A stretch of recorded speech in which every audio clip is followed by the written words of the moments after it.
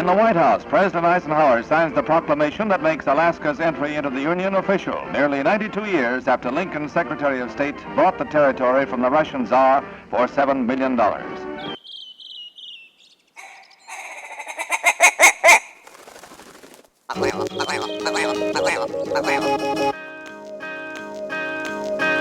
Alaska Wild Project podcast is brought to you by the following sponsors. Barney Sports Chalet, supplying hunters with the best hand-selected gear since 1963. The exclusive home of frontier gear built for the rugged Alaskan terrain. Your one-stop shop for all your outdoor needs. Visit Barney's today at 906 West Northern Lights. Big Rays, the Alaskan outfitter, committed to outfitting Alaskans across the state since 1947. Whether you're a recreator, parent, guide, or corporate buyer, Big Rays has the gear you need, tailored for Alaska's harsh conditions. Check out their new exclusive line of aerolic waders. Big Rays for all your outdoor gear and rugged work attire. BigRays.com.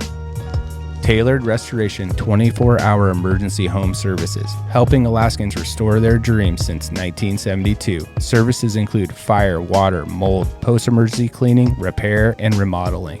Give them a call in Anchorage, Eagle River, Matsu, or Fairbanks. Hit them up at tailoredrestorationalaska.com. Total Truck and Alaska Overlander, Alaska's premier supplier for custom automotive accessories and overlanding products, providing all-inclusive rental vehicles and trailers custom outfitted to explore the Alaskan backcountry with a unique and convenient traveling experience. The TreehouseAK.com, located at 341 Boniface Parkway, Alaska's own and grown cannabis and CBD store. Ask the bud tender what the strain of the day is to get your 10% off. The Treehouse, where the culture lives. AKO Farms, located in Sitka, Alaska, built from the ground up with concentrates as their single motivation, with exclusive products such as their sugar wax, full spectrum diamond sauce carts, and more. Ask your local bud tender about AKO. Marijuana has intoxicating effects and may be habit-forming and addictive. Marijuana impairs concentration, coordination, and judgment. Do not operate a vehicle or machinery under the influence. There are health risks associated with consumption of marijuana. For the use of only by adults 21 and older. Keep out of the reach of children, and marijuana should not be used by women who are pregnant or breastfeeding. Lawn Pro AK, Alaska's year-round professional property maintenance team. Services include weekly lawn care, custom landscaping, fertilizing, weed control, turf repair, and more. Schedule your free estimate at lawnproak.com. Alaska's OG cider company, Double Shovel, crafting gluten-free colonial-style ciders founded as a healthier, non-inflammatory brew option. Drop by their Pop and Tap room in Anchorage off of 58th and Arctic or visit the second location in Kodiak. Double Shovel, award-winning ciders. The Alaska chapter of Backcountry Hunters and Anglers. BHA is the voice of our Alaskan public lands, waters, and wildlife. Their goal is to uphold our hunting and fishing legacy while keeping our public lands wild. Stand up today and join BHA at backcountryhunters.org. Alaska Mining and Diving Supply, located in Anchorage, is our go-to for powder sleds and utility rigs. Whether you're in the mountains with the Flat Bill Bros, running trap lines, or hauling freight, they have the selection to get you dialed from peaks to the valleys. Find them on Commercial Drive or akmining.com.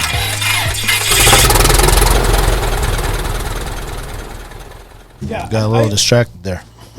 Yeah, I got. Well, it was a like, I don't know, it was a passionate conversation, Yeah, man. totally. I think topic. Well, and Justin, I had to ask. So I went on a hunt this fall, solo for like 4 days, but I had everybody on call. Like, hey, you get a moose down, I'll come in and help you. Yeah.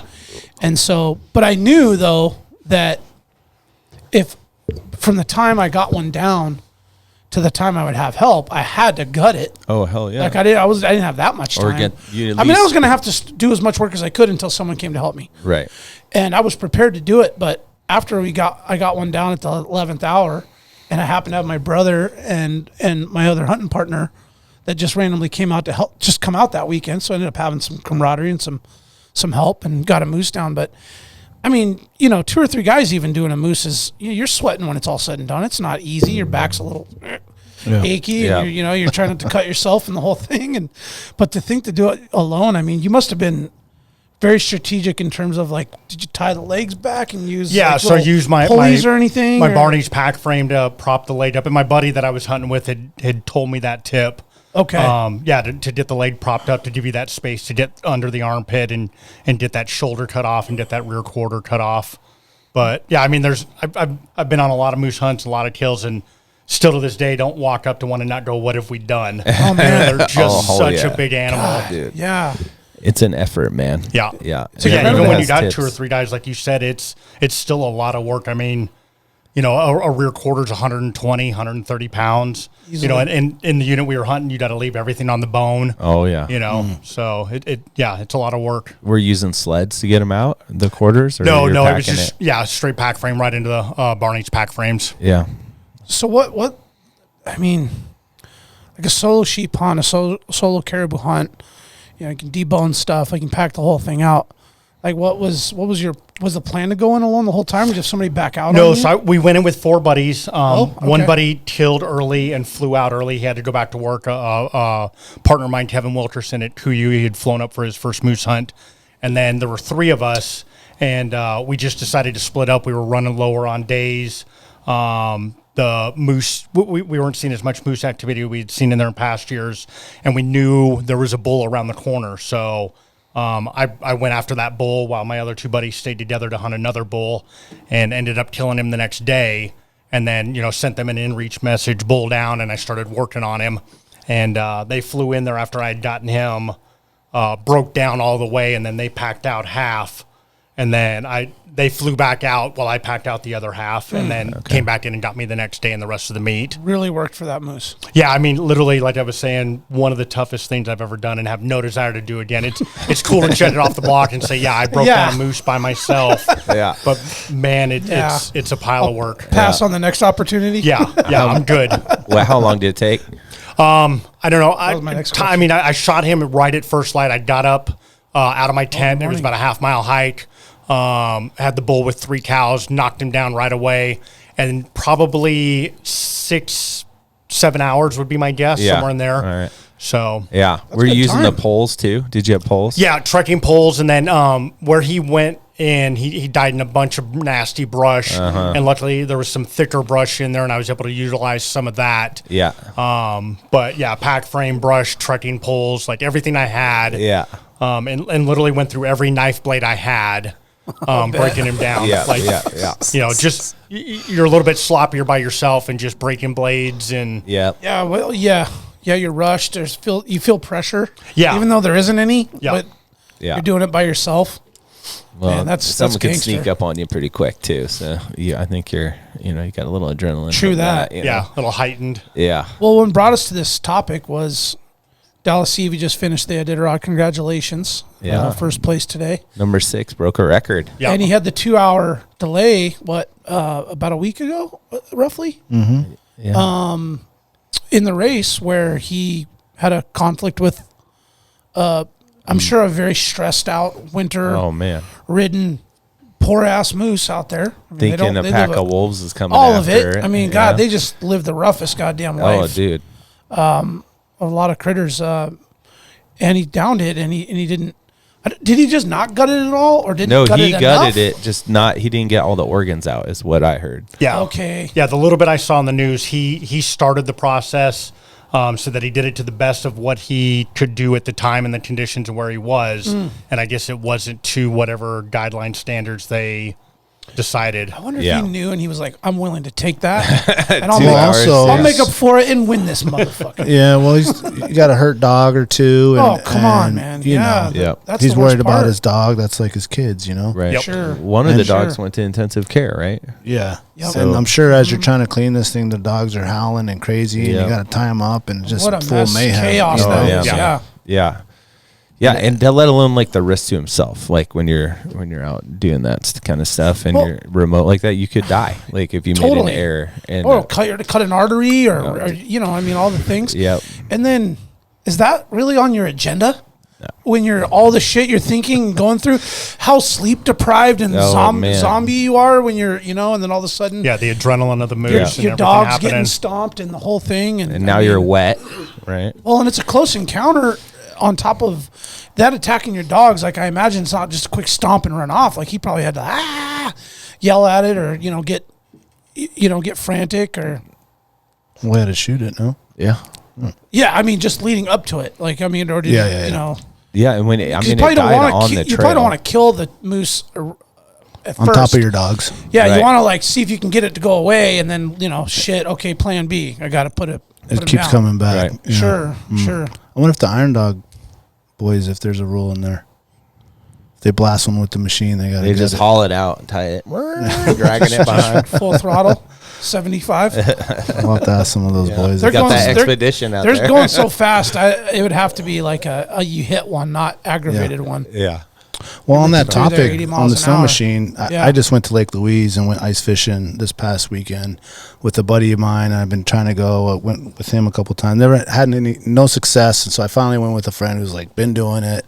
Caught a bunch of awesome fish. It was awesome. But as we were riding on the machines on the trail, like I don't have a machine. I have limited riding time, but the whole time as you're in this narrow trail flying 40, 50 miles an hour, that was actually the one thing I was thinking. I was like, man, a moose could just pop out and then just boom, there you go. You just no blast stop. that thing. Yeah. And I was like, am I ready for that? I'm like thinking in my head, like, what do I got with me here?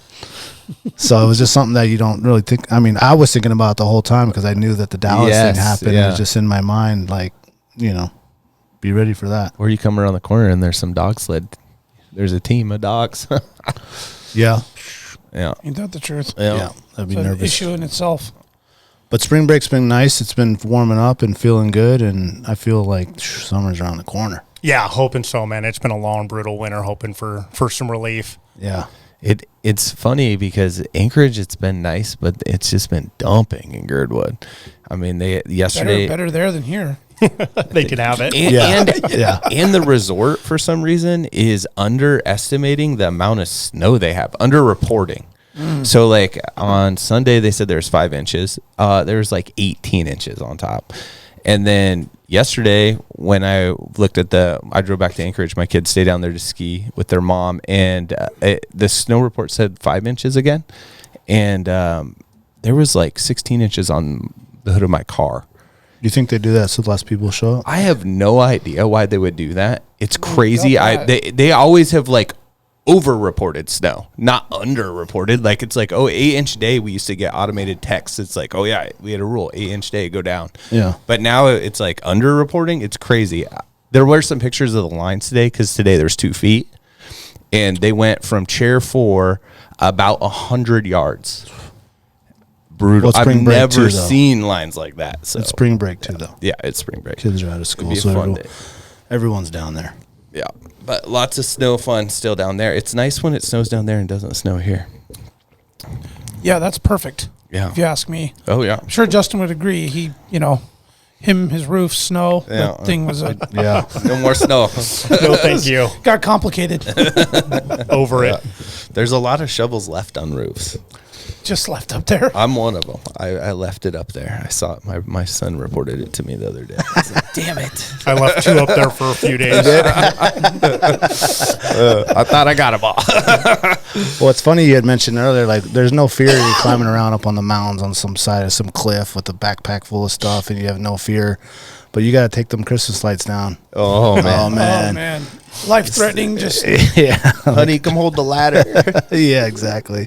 I left one piece on the very top where the chimney was for like a year because I was like, I ain't going up there. It's not worth it. nope. Can stay. Yeah. And then when they came and paint the house, I was like, hey, could you boys Grab that. Help a brother out. While you're up there, Yeah. So you had a little accident. What did you I talk did. about that? Yeah, so right before the Salt Lake Hunt Expo, we were supposed to get another big storm here in Anchorage.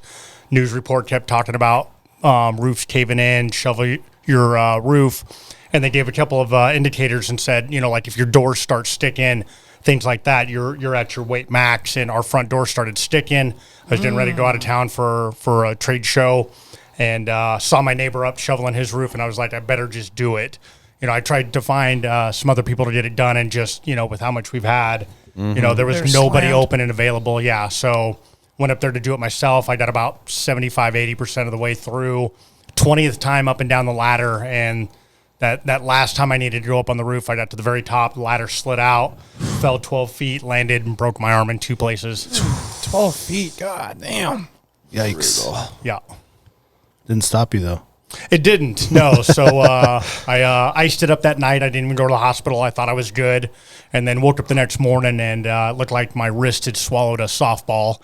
So I went in and hit the ER, and sure enough, it was broke in 2 places. Saw the surgeon. He's like, about 90% of these need surgery because of where you broke it and how it broke.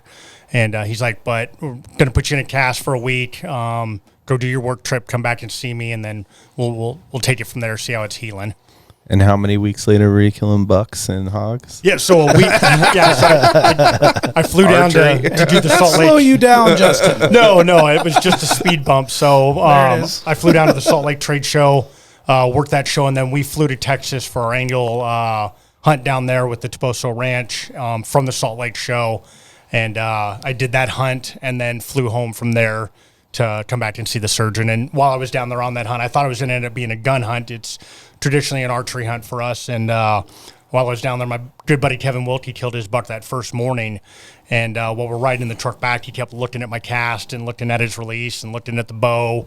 And he's like, we're going to try something when we get back. And when we got back to camp, roll of duct tape, his release, his bow. And an hour later, I was shooting bullseyes at 20 and ready to get back in the blind and salvaged. You slept with it on because it was just right.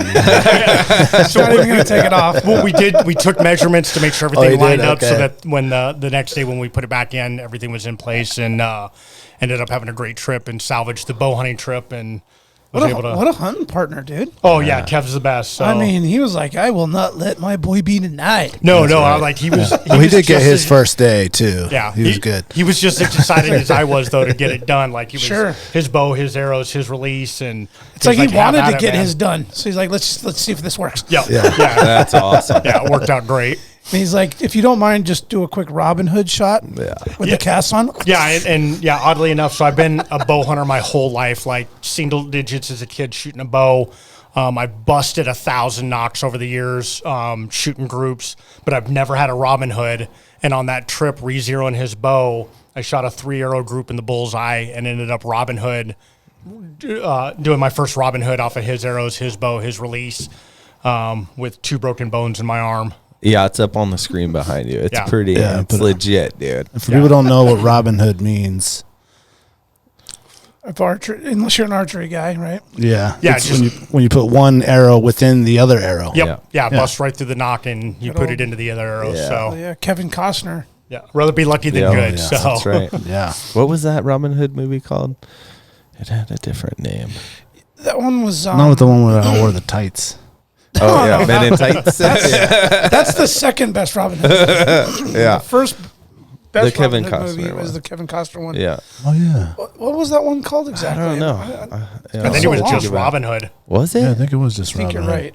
And then I think even If the anybody original, hasn't seen that, they do need to YouTube it and find the scene where he Robin Hoods the arrow, and they'll know what Justin did with a cast on. in the old Disney cartoon, he does it too. The Robin Hood fox. Oh, true. Yeah. Yes. It's a classic Robin Hood move. So have you shot now that you took the cast off? I have not. So I just got the second cast taken off yesterday, and I don't have a lot of grip strength yet. Still real stiff. There's still a little bit of swelling in there. I'm supposed to be in a brace now anytime I'm doing activity for the next few weeks until it heals up and then start physical therapy. Okay. When's the next trip? You got time? Yeah, so just spring bear here in Alaska. So Okay. I did, I haven't mentioned, a lot of people don't know, is I haven't posted yet, but I just got back from a desert bighorn sheep in Sonora, Mexico. Right. So, yeah, got home about a week ago from that trip and, killed a Good. big ram. Yeah. Yeah, had a great trip. You didn't put it on your thing yet, did you? I didn't know, not yet. Not So, yet. It's not yeah. official Was yet. that a draw? No. So it was actually right place, right time, and it was a cancellation hunt that I found out about while I was working the Salt Lake Expo show, and the original hunter left a large deposit on the table, and I was able to sweep in and Nice. pick Oh, it up. right on. So, yeah, not something that I could afford, but it was at the same time too cheap to pass up. Like, Right. The opportunity to go back down to Mexico and to hunt desert bighorn sheep again. You know, it wasn't anywhere on my radar. Like, I thought I was done with that, and to be able to pick that up, go down there, kill a nice ram, and had a great hunt. So super lucky to be in the right place at the right time and pick that up. How's that differ from like sheep hunting up here? Yeah, so probably the biggest thing down there is the temperature. So, I mean, we were hunting in 70, 80, 90 degrees. And then... and that was a cool time of year. Yeah. So it's just starting to warm back up down there. Their mountains are anywhere from 2,000 to 4,000 feet where we were hunting. You hunt out of a big tent camp with the potential to spike out. Okay. But most of your hunting opportunities are day hunts. And typically they've been there. So we're at the end of the season, end of their 4-month season. So luckily for me, they had a good idea of where most all the rams were to begin with. So we knew what drainages to concentrate on, where to go into. And I was able to kill a great ram on day 3. Nice. Right on. Awesome. Was that like horseback or side by side? No, it was all on foot. okay. The first 2 days doing the hunt, we did 28 miles in 2 days. Damn. So, Yeah, you put some miles on your boots. Yeah, not a lot of elevation, but the terrain that you're walking in there, like it's nasty, sharp, jagged rocks. Everything's got thorns, and then just that heat. And being an Alaska boy up here, it gets above 70 for us. Yeah, here in Anchorage, toasty. and it's hot. So to wake up and it's 70 and just gets hotter through there. Yeah. Like the heat was a struggle for me. I won't lie about that. It kicked my butt acclimating to the heat. To hydrate like crazy. Yeah. Yep. Yeah, Yeah, what is that process? Just drink as much as you can before you go and carry as much as you can? Yeah. So, try and be as hydrated as much as you can. And then I carried a 100-ounce platypus water bladder. Okay. And then I had a big Nalgene bottle on the side of my pack. And then I'd throw 4 or 5 more water bottles in there. And then you hunt in large groups, typically in Mexico, anywhere from 5 to 6 guides. What they like to do is they'll split up in teams of 2. Glass drainages, and then if they find rams, they'll call you over. Okay. And they're little country. pack meals. So they're there to help facilitate the hunt and take care of the guys, and they pack a ton of water to make sure everybody's got what they need. Because there's no water out there. No, we did find one water hole, one water source, but I mean, even with the best filter and boiling, you wouldn't want it. You wouldn't want to be anywhere near it. Nasty. Yeah, it was pretty green. Yeah. And so is that like valley hunting, or are you getting up on ridges there? Yeah, so we're getting up on ridges. Everything is like super sharp, steep there. So where I ended up killing my ram was about a 2,000-foot vertical climb, and it was very, very, very steep. Very jagged, very nasty. Like I said, every piece of brush there's got thorns and wants to stick you, poke you, and jab you. Oh, yeah. And snakes. All the fun Like stuff. it's a gators. You gotta wear gaiters.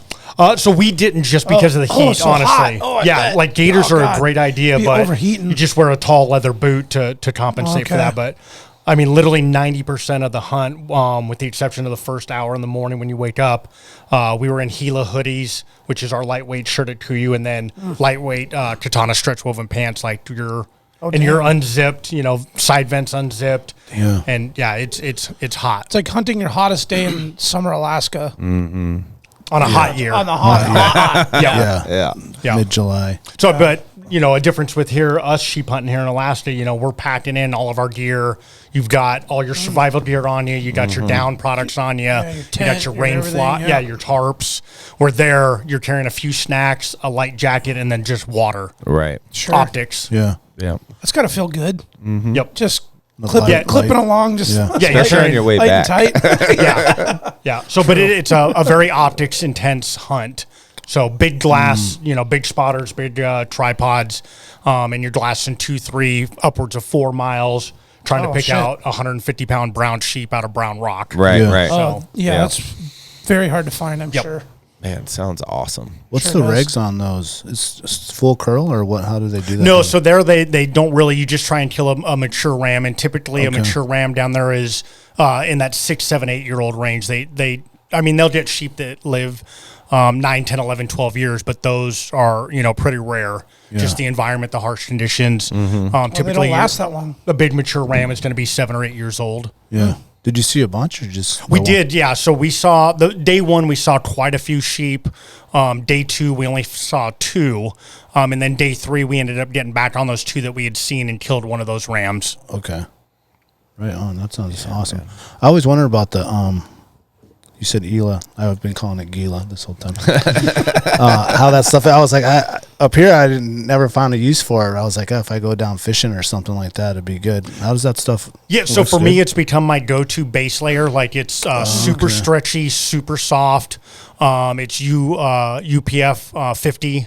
So add some sun protection to you, and then super fast drying. And then I like the way the material feels on my skin. Like a lot of people are merino guys for the base layer, and for me, merino drives me nuts. Like it just always feels itchy and sweaty to me. It gets bindy too. I don't know if you guys, but it binds around my like armpits and stuff real bad. Yeah.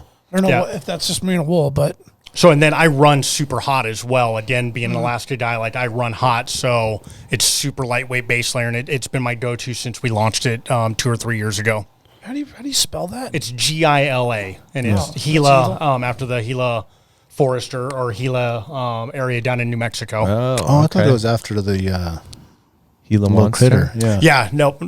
Oh, okay. Gila monster, whatever. The Gila monster. Is that a real animal? Yeah. It is. It is, right? Yeah. Okay, yeah, I thought so. I'll have to check. Spits I'll have to poison. check that out. I, admittedly, I don't have a ton of KUIU stuff, but one thing I do really, really value is heat control because I run hot too. I mean, I walk, I don't know, man, 5-10 steps from the fucking truck, I'm sweating. Oh my God, here we go, the whole day. Need those zips. Yeah, I mean, I feel like I've tried almost everything out, and merino is one of my favorite things. As you mentioned before, but I do have some minor issues with that, and I'm always looking for something. Yeah, try out the Gila. Yeah, I mean, it just sounds perfectly for a sweaty white boy that runs hot. And you can go rooster fishing Yeah. with it. So. There you go. True that. Yeah, I will commend, man, KUIU's, man. I bought some of their first stuff before. This is like before anyone knew what the fuck it was. And people would be like, what is that? What is that thing? And then to see where it's come in the last 10 years, I mean, now they got stuff from Mexico and that burner jacket. Like they got the full spectrum. It's just been amazing as far as like clothes and the gear that they have is like to 2014, 15. Yeah, like I have some old like kind of when it first I could came tell out? because my Yukon, like all the stuff now, it's back then it was stitched. Yeah, it was embroidered. It was all embroidered, and now Yep. it's just like a sticker or something like that. Yeah, I was like like, yeah, I got the original stuff. Yeah. Yeah, the innovation's been amazing. Like, we're trying to always come up with the next best product, material, fabric to fill those niches and those voids within the industry. All based off the initial concept of a mountaineering type gear pushed into the hunting industry. Yeah, it doesn't seem like there's also a lot of like lag time, where it's like they realize, okay, we need something for this type of area or this type of hunt, and then that research and development jumps off right away, and then that product's out there. I don't know what is the year? Yeah, so we're constantly reinventing, and we use we're a little bit different than a lot of industry companies. We don't have a pro staff, and what we do is we run a guide and outfitter program, and we look to those guides and outfitters. That's who we look at as being our industry pros. And through the start of the company through now, they've helped us to develop and improve the products that we have. So we rely on those guides and outfitters in and out of the field a lot. We've got our own 6-person test crew within KUIU that are spread all across the U.S. We've got a huge product development team, constantly looking for and sourcing the best products. Yeah. They put samples out to us, then we test those in the field. We give them feedback on what's good, what needs to be improved, and then just a constant evolution, a revolving door of putting out new products and trying to be the best that it can be.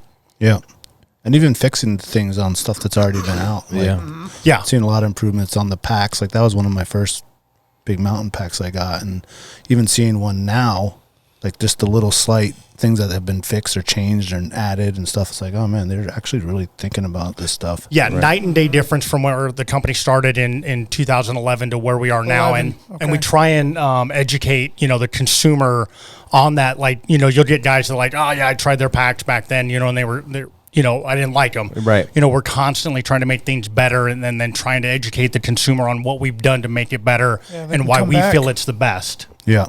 What kind of things are you excited about now? Like what's coming up? Yeah, so we've got a ton of stuff coming out in 2024 and 2025. Nothing I can talk about specifically, but we do have a pile of stuff coming out.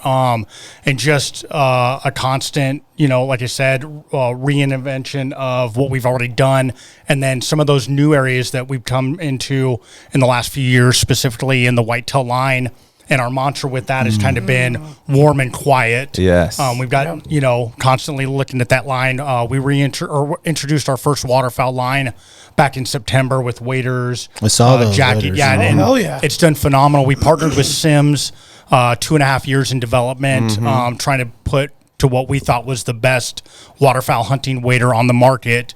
So looking to, you know, continue down that avenue with the waterfowl line. And then, like I said, just trying to find those niches where we feel like there's either a product missing or a product that can be built better for the consumer. Are you guys the space that we're missing? I mean, where we hunt mooses and like 8-foot willows is quiet rain gear. Yeah, and that's the tough part. Like, you know, when it comes to reindeer, it's like, do you want to be dry or do you want to be quiet? Yeah. And that's one of those things that we've constantly been working on and updating. I think we're in our 3rd or 4th generation of the Yukon Rain Gear that you mentioned earlier. Our Chugach, we just relaunched that last year with a new fabric, a new waterproof membrane, the Katana stretch woven. You know, we're trying to do as much as we can with that technology that's available. Yeah. So I have the 1st gen Yukon. Is the newer Yukon quieter? I don't know. So the Yukon, again, you've got different types of reindeer. The Yukon is built around durability. Right. So it's a thicker type fabric. And when you're getting in that thicker fabric, especially in the waterproof gear, you're going to have increased noise. Oh, right. Okay. So the lighter the fabric, technically, it's going to be quieter. So like our Chugach rain gear is ultra packable, lightweight, and then super strong for what it is. But like if you need brush breaking, you know, horseback riding, 4-wheeler boat, you know, the badass do all waterproof gear, it's the Yukon. Yeah, Rain the Gear. Yukon. Like Helly Hansen type hybrid with one step down from the Helly Hansen. Where not rubber, but just rubberized. durable though. Yep, durable. Yeah, you can run it hard. Dude, I've had that pant and jacket Yeah, we've had them forever. over a decade. You know what's The funny? thing I is think- still just Because we've ridden and been out so much together. I think last year you were rocking those old Yukon pants, and you said, "Yeah, they graduated to riding pants." And I was like, hell yeah! 'Cause I mean, they're badass for that. Oh, yeah. I just couldn't see buying them. no. I wouldn't buy those originally. super nice pants But for now, like that now that you're ATV. retired and you're ready for some new, Yeah. Yes, which, you know, hey, let's face it. I don't care. I'm not going to throw them away. I don't care how good your rain gear is 10 years ago. It's taken a beating. It cannot be as good as it was 10 years ago. I don't care what you bought. Yeah. Even Helly Hansen. Yeah. And that's Put a duct again with tape on it. education with consumers. Like we'll get people like, man, my Yukon, you know, from 9 years ago is leaking. You know, it's like, well, you know, have you done the steps necessary to re-waterproof your gear, Preserve it? take care of it? Yeah. You know, it's no different than a car that needs gas and oil and washed, and you know, you've got to take care of your reindeer. It's a technical fabric. It needs to be taken care of. Yeah. The one thing that would be really rad is like how Sims waders work is like if you have a little leak, you know, you can spray it with alcohol and it turns like pink or purple, and then you just, you know, do your own repair at home. Yep. If like the rain jackets and rain pants would Oh, have it that shows same where it feature. leaks? Oh yeah, you rub it with rubbing alcohol, it turns bright purple, and you're like, that's the spot, and then you can just patch it at home. And a lot of it is just like at the seam, and you just use the glue that they send you and do it at home. See, and stuff like us just sitting here talking, wargaming, like this is how we improve products. Like we take customer feedback, we take guide and outfitter feedback, we take consumer feedback, and we pile all that stuff up. And when you hear something enough times or something makes sense and it works, then we try and implement that. Yeah. Constantly evolving, trying to be the best and the newest and what everybody needs. and the solids and the colors and all that stuff, just like the fit is just perfect articulation and all that stuff. And what I like to notice too is like they started with the sheep hunting stuff, and now they're getting to like they started over here versus like a lot of times you'll see people start with the whitetail stuff or the waterfowl stuff, and then eventually they'll try to come up with some mountain stuff where it kind of went the other way with we started as a technical ultralight mountain hunting company, and we've evolved into other avenues. That's really cool. And now you see, I mean, other ones popping up here and there and stuff like that, but KUIU's just been at the forefront. Yeah, we've got a been great on team, top. and great team and a great company led by a phenomenal CEO and staff that's been there, done that, and truly has a passion for the outdoors and for that company and wanting to be the best in the industry. Yeah, and you see you guys out there actually doing it. You know what I mean? Yeah. Yep. Yeah. Trying to lead from the front, showing. Like I said, we don't have a pro staff, and that's not to knock anybody else for how they do their things. But to us, anybody can call themselves an influencer, a pro staff, an industry pro. And like I said, that company started working with guides and outfitters in the very beginning, because those are those guys that are in the field 2, 3, 4, 5, 6, 7 months, with clients in the worst and best conditions, and to be able to get their feedback and help develop products, it's been absolutely amazing to work with them. Yeah. Who better to have on your team? Yeah, absolutely. And what better way to get a true report back on how shit's working and performing? Because they're not going to Brutally bullshit, honest, be like, oh, this was nice, but well, and let's face it, guide and outfitters or any hardcore hunters, they put gear to be on the test. Yep. Yeah. Like you push it so far that like the rain gear leaked. Well, it's like, well, damn, you've been hiking for 10 miles through alders in rain with alders with rain. Yeah. You went up, killed something, sweat it all up, and then came back down. Like, I mean, you're putting it to the test of tests. Yeah. How many people are repping the gear out here then, or the guide, the outfitter program? How many do you have in Alaska? So I couldn't give you the exact number off the top of my head. I could look it up. But I mean, we have an international presence. The program is continually growing year in and year out, adding more and more guides and outfitters. We have more and more guides and outfitters reaching out to us to become part of our guide and outfitter program. And it's growing. We're in every state. And like I said, we cover almost every terrain that you can think of hunting internationally. Yeah, that's awesome. That's cool. How's your opinion on when you go to the trade shows and all that stuff? Because I know some people that have been doing it a long time, and it kind of burns on them. But you still feel excited about going to all those shows, and maybe what's one of your favorites? Yeah, so trade show season can be a grind, that January, February, March timeframe where you're flying from show to show to show. And for me, it's exciting because that's when I get to see all my friends in the lower 48. Oh, yeah. You guys know, living here in Alaska, it's a long ways to get to anything. So for me, it's exciting. All those people that I talk to on the phone all year long, that I email with, all those customers, the people that I interact with on social media, that's my time to get to see them. And then I'm a taxidermy nerd. Like, I love mounts. Okay. And to see all the mounts at the shows. So those are kind of the things that I look forward to. It does get repetitive. Like the first day of every show is super exciting. And then it just, as each day goes on, it's kind of Groundhog Day and a little bit of a grind. Yeah. And then it's on to the next show. But by the time show season's done, like, you're done talking to people. Like, and I'm a little bit of an introvert.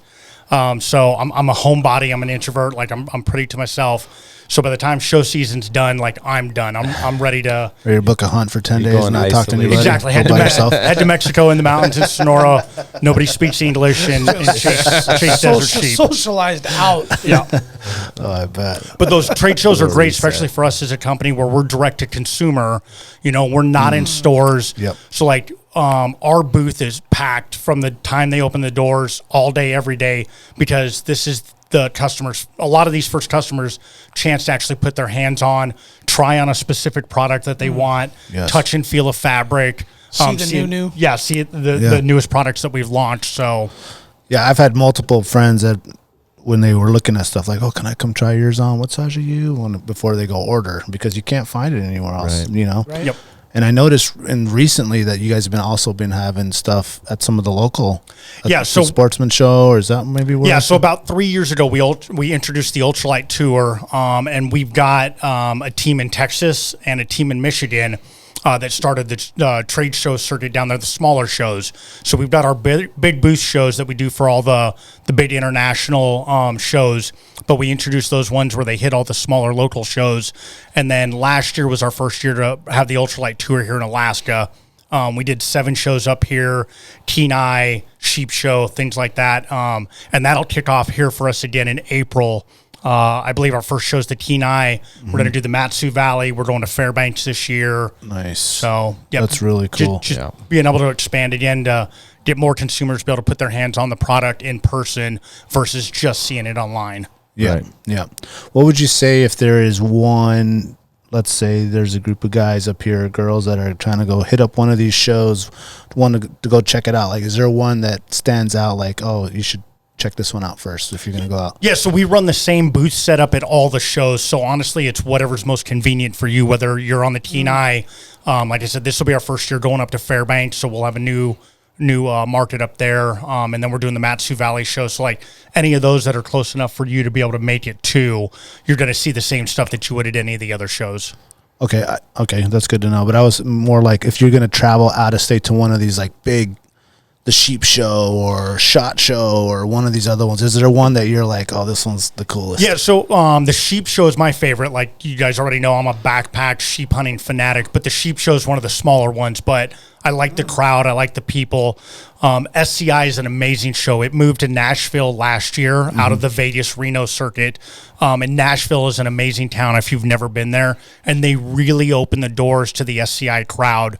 Like it's a fun place to be. That's probably a match made in heaven. Yeah, really, that's a great one. So the SCI is one of the bigger shows.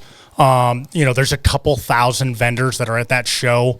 Anywhere from 40 to 50,000 people hit those shows. But any of the big ones, the Salt Lake, the Hunt Expo in Salt Lake is a great one. The Dallas SCI, which is actually moving to Atlanta for the next 5 years while they rebuild the Dallas Convention Center. That's a great show. Okay, that's why they're moving it. I was wondering. It is, yeah. So they're rebuilding. So they looked in state. Trying to move it around in between venues and dates, like it just didn't work out. In Dallas, so that show is a very heavy overseas international outfitter show. So Dallas or Atlanta's a great international hub for those people to get in and out. And it was just a fit that worked for them for the venue, the timing, and they're going to be there the next 3 to 5 years, I believe is what they told us. In a good spot to what go a great archery. positive spin that Justin just put on that, because all I've heard is like, why the fuck would you move it from Dallas to Atlanta? Totally. I'll just hate or always like somebody having something negative to say about it, and I'm like, well, yeah, It's I guess actually valid reason. Well, I know it doesn't make sense in my mind, but I'm like, man, there's got to be a reason to uproot something so rooted. So long, like it has to be a reason the for name it, of Dallas in it. But yeah, they looked at venues in Houston, venues in San Antonio, and like I said, just between venues and dates and timings and bookings, because it just it's such didn't a work massive turnout. It is. It's a giant show. Yeah.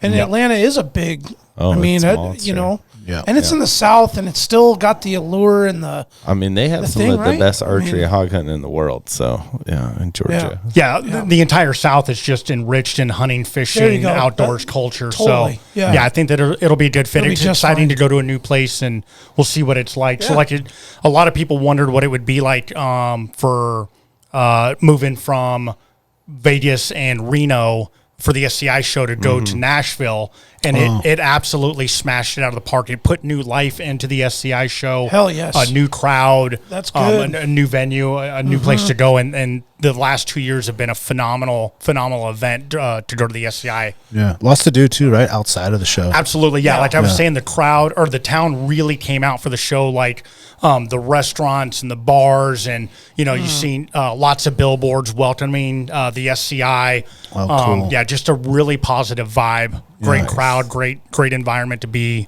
around. Yeah, the music would be killer. Yep. Oh yeah, Nashville, especially the Nashville move. I was thinking though, once you're rooted into a trade show venue, town, city, community, you have storage and you have shit there that you keep there all year. So I imagine finding a way to move all that is probably part of a huge logistical challenge for a lot of people. Well, that's probably why they said like, hey, we're gonna do this for 5 years. So like, let's make it worth the make move it worth time. it. So you're not moving all your stuff for Back 1 year and then you're back. So you can kind of set up there and then. Yeah, and I believe SCI, I think they signed a 3-year contract with Nashville. I might be wrong. It might be a 5. And then the rumor is that they're talking about going to Louisiana after that. Okay. Oh, okay. So they're going to continue to hop, skip around. That's the rumor is what they're going to do is they're going to kind of bounce around. So the Reno, Vegas, where they were bouncing back every other year, every 3 years, it just kind of got old, kind of got stale.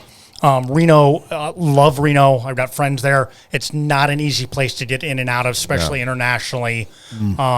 So yeah, it put a lot of a fresh breath of life into the SCI show. Yeah, rejuvenate everyone that's having to go every year. Has been going every year. Yep. Yeah, that's cool. And give some people that maybe live in Louisiana or live Nashville opportunity to just drive there. Yep. You know? And if I could just be honest about trade shows and shows, I think they're used to being run a certain way for so long. I use the term like dinosaurs because it's like a lot of older folks kind of putting these things on since 1990 whatever or 80 whatever. And it's like, you know, fresh look, fresh feel, fresh blood, fresh perspective, and doing these things a different way I think is okay. Yeah, For absolutely. that stuff. Yep. Just to shake it up. Like Yep. let's get out of the way that we've been doing something for 20 years. Yeah, and the make hunting industry as a whole is getting older and older generationally. So anything that you can do to help bring youth and a new vibe and new look into really it's well going to said. breathe. Yeah. Yes. Yeah, well said. I wanted to ask about, I know that KUIU opened up their first, maybe their first or second store, actual store in Dallas, right? Yeah, we sure did. So back right around October 1st, I was lucky enough to go down there and be part of that for the first couple of months and help train the new store staff and get it open and running. And yeah, it's down in Dallas. It's Is that store one? So yeah, we've got a store in Dixon in our headquarters, but that was designed and built as a showroom. It's something like 1,300 square feet, tiny. and literally packed to the brim. Yeah. Where the Dallas showroom, I think, is a little over 4,000 square feet. Oh, nice. It was gutted and then designed to be a KUIU storefront. So like everything in there is brand new. It's a beautiful layout, a beautiful design. And we were there on like Saturday mornings where before we open the door and there's 75 people in line, and you open the door and those 75 people rush in, and it didn't feel packed. Right. Like it's a great layout, a great storefront, and the store has done phenomenal, like off the charts well for us. Nice. Do you have plans to open more? So there is talk of it doing more. We don't know where that'll be. Yeah. Obviously, Texas as a whole is a huge market for us. Dallas is a giant city, like 6, 7, 8 million people, I think. Yeah. It's Largest easy to in the get in country. and out of. Like that. A lot of people ask, like, you're a Western mountain hunting company, why Dallas? And that reason was just, you know, there's a lot of people smarter than us that do a lot of analytics and Sheer numbers. a lot of the math, and it was sheer numbers of what would do well for that first store opening, and it's blown it out of the water. So And it's Texas, baby. Everybody loves hunting in Texas. That's yeah, right. absolutely. Of course, And- you're gonna go get some gear. And for those first 2 months that I was there and we worked there, like every customer that came through, we would ask them, you know, simple things like, how'd you hear about the store? Where are you from? And why did you come in? And like, it was amazing how many people were just flying in and out and had a 4 or 5 hour layover that wanted to go to the KUIU yeah? store. That's Way to sweet. do it. Talked to guys that drove 6 hours from Oklahoma down to the KUIU store because they wanted to put their hands on it. Houston is like 3.5 hours, and like in Texas is a lot like Alaska. Like to drive 3 to 5 hours, that's like 30 minutes anywhere Yeah, in the lower yeah. 48. It's not a big deal for them to get in their car on a Saturday, drive 3.5 hours from Houston to Dallas to go shopping. all. Right, right. So, Yeah, it's just a lake fishing day. but yeah, so there's talks of more stores opening. Nice. You know, I'd love to see one in the West just to represent that mountain hunting vibe. But you know, a lot of people that are a lot smarter than me with analytics and numbers, you know, they're going to decide when and where the next store will be open. But Yeah. yeah. Well, it's cool that you guys are still hitting up all the little markets with the little like show stuff. Yeah, those ultralight tours have done great for us. You know, we're hitting like TAC events and the smaller hunting shows, the regional hunting shows versus the big international scene. And for the last 3 years, it's done great for us. Yeah, and also for those communities that you come in, you guys are buying a booth, you guys are providing all this stuff and Yep. bringing people into Kenai Fairbanks or whatever, and I'm sure there's a whole crew you guys are going in there, and you got to eat somewhere and help Yep. the economy in there, and people get to go in and actually see the products. I don't know how many people when you guys were at the last year. Alaska Sportsman Show. Yeah, and like, oh, I'm going down there to, Oh, that thing Yeah. was awesome. try on the burner. You Yep. know, I want to see if it's really the truth. You know, There was and all so this much stuff. gear too. Yeah. I was like, oh man, you could leave here suited up Yep. with your sizes and everything. Oh, yeah. Yeah, and it's I was exciting to surprised. see all those people that have come in, like you said, specifically go to that show to see that one booth and see that one product. Like that's a lot. It's exciting for us as the people putting that on and being there to be a part of that. Yep, yep. And Like then who's- we're ingrained in the culture, we're ingrained in the industry. Like, you know, we love to see that. yeah, and all smiles of people working. Who was it? Tana was there? Yeah, Tana Tana was Grenda, last who's year. a great friend of the company. We Yeah. flew her in from Team Salmon to work. And yeah, she's an absolute rock star. And with us launching the women's line a couple of years ago, like again, we want to be authentic to the industry. And now you won't see us at a trade show where we don't have a female in the booth working. And it's amazing. Like when a woman goes to shop, she wants to talk to another woman about how women's pants fit. She doesn't want to talk to me about how a set of women's pants fit. Yeah. And, like the SCI show, we had 3 women working in the booth, and literally those 3 women were swamped from the time they opened the door until they closed with women wanting to talk to another woman. And again, that's authentic, not, I don't want to bash anybody, but she's not a dressed up Barbie doll. Anybody knows Tana Grendel, you got to do is look at her Instagram no. and see that she's the absolute real deal. And, for us as a brand, like we feel that's we want to be as authentic as possible. So that's who we're going to bring in to represent us as a company is those badass, kick-ass females that are rock stars in the hunting industry, not just social media lights. Yeah, they're actually getting after it. Yep. And then all these other companies will have to follow suit with the women's stuff. And then you guys were one of the first ones to have kids stuff. Yeah. And right now, our youth line, like we've gotten a lot of questions. So our youth line's being revamped right now. It was discontinued last year and it'll relaunch in 2025 again. Yeah. It's so frustrating to go and, you got a bunch of nice stuff and then you got to put your kid in some subpar that you could just find. Totally. You got to do the best. It's bright blue and red. And and kids want to look like mom and dad. Totally. Yeah. Let's take a quick break. We'll be right back.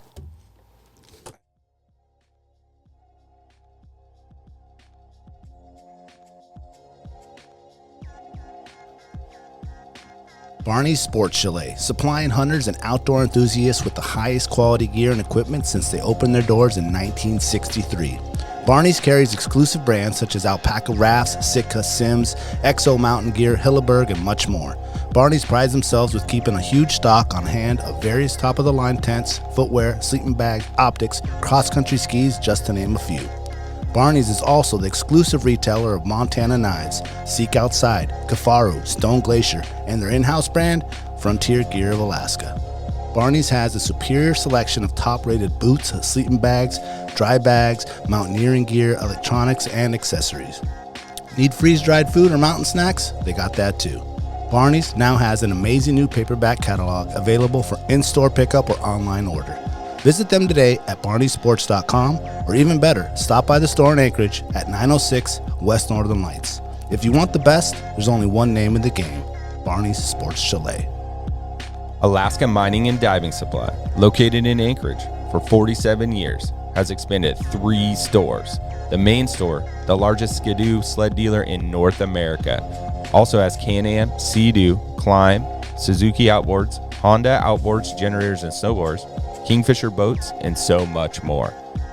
Alaska Motorsports and Equipment just next door, which was previously Anchorage Suzuki Arctic Cat, for all your Arctic Cat, Suzuki ATV, Husqvarna, Generac, Mahindra Tractor, and now Argo Pro and Sasquatch needs.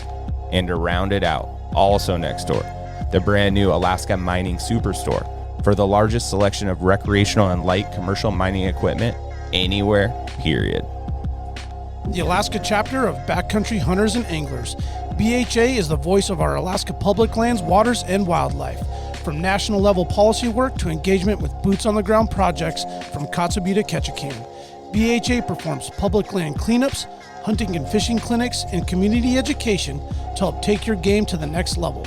BHA's community-minded goal is to uphold our hunting and fishing legacy while keeping wildlands wild and fostering the next generation of sportsmen and women for years to come. Make sure to follow BHA Alaska for upcoming events, local brewery pint nights, and more.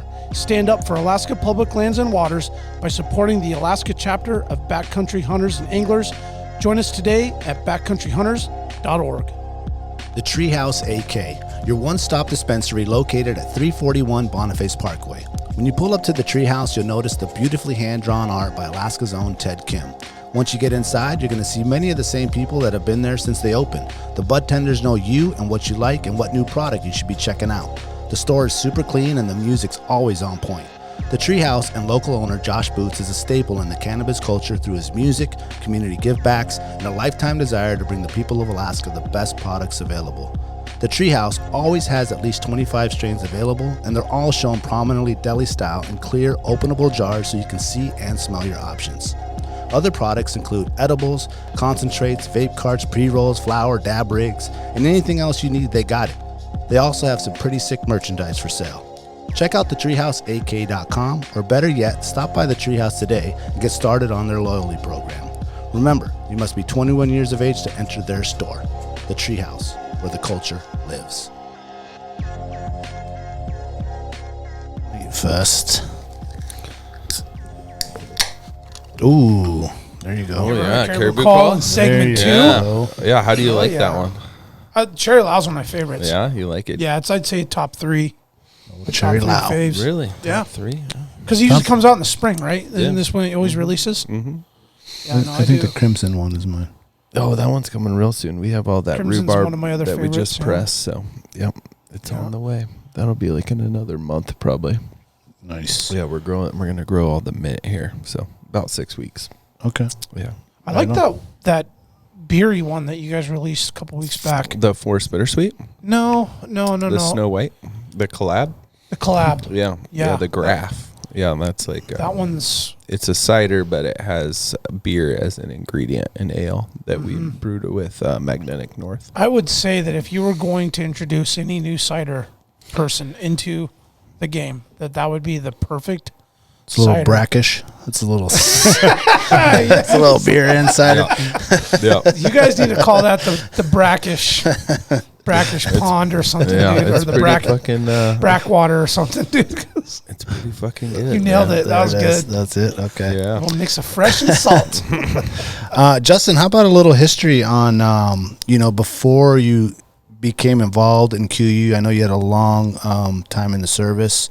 Maybe a little history of even what got you to want to go into the service, and then your time in there a little bit, and what led you to where you're at now. Yeah, so I just hit my 5-year anniversary at KUIU on March 1st. Prior to that, Congratulations. thank you, appreciate it. Yeah, it's gone fast. So, dream job, love my job, and yeah, I can't believe that it's been 5 I'd say years. so. Yeah. It's been great. But I was recruited for the job out of the Army. I spent 25 years, 3 months, and 3 days in the Army, and retired to go work at KUIU. Growing up as a kid, like literally, there was nothing else I ever wanted to do other than be an Army Airborne Ranger. Like, other than I obviously wanted to be the quarterback for the Denver Broncos. Right. John Elway. Yeah, I wanted to be the But in next case- John Elway. I but might need a fallback plan. And where were you growing up? So I grew up in Denver, Colorado. All right, That's where Denver. born and raised until I left for the Army at 18. But literally nothing else that I ever wanted to do. I had no other desires. I didn't want to be a fireman, didn't want to be an astronaut, didn't want to be anything else. I wanted to join the Army, wanted to jump out of airplanes and shoot bad guys in the face. Yeah. And lucky enough, that's what I got to do. I had a phenomenal career, got to go, travel all over the world, go to a ton of different cool places, shoot all the cool guns, jump out of helicopters, jump out of airplanes. Been there, done that, got the T-shirt. Just Got the full G.I. Joe experience. Yeah. you're saying. Yeah, man. I had a Whenever you're playing phenomenal with action G.I. Joe. figures, you actually got to do the stuff. Yeah, I had a phenomenal career. Deployed, got to serve my country during the global war on terrorism. Not much ladder work though. Yeah. As you guys can see, I'm good at falling. Climb the hell no out of a shoot rocky that day. face, though. But yeah, I got to work a lot of cool jobs. I was a sniper school instructor for 3 years, which is probably one of the best jobs I ever got to do. Those 6 guys that I worked at the sniper school with, 20 years later, we're still best friends. We've got a group thread text that's been going for 10 years. Hell yeah. It was a phenomenal career. I got to do all kinds of cool stuff and absolutely loved it. But then, like any other job, it tends to be a grind, and I was ready to retire. And again, I'd rather be lucky than good. And I was at the right place at the right time. Got a phone call, said, when can you retire? And I was like 5 years ago. Yeah. And, and then Actually, tomorrow I can. yeah, and luckily for me, the position that I was working in as a sergeant major and working for the general here in the state, like when I got that call at KUIU and realized it was real, and I flew down there and I did an interview, I came back and dropped my retirement packet, and literally 90 days later I was out of the Army and working full-time for KUIU. So That's awesome. yeah.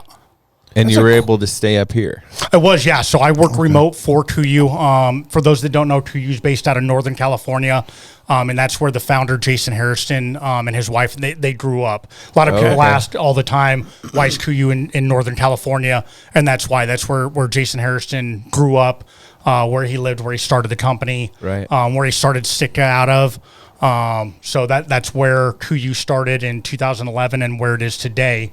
But we've got employees spread across probably a dozen different states that work remote. And for KUIU, I'm the Senior Director for the Guide and Outfitter program, and then oversight for military and law enforcement sales. And with everything that I do for the company, I can do that remote from my home office.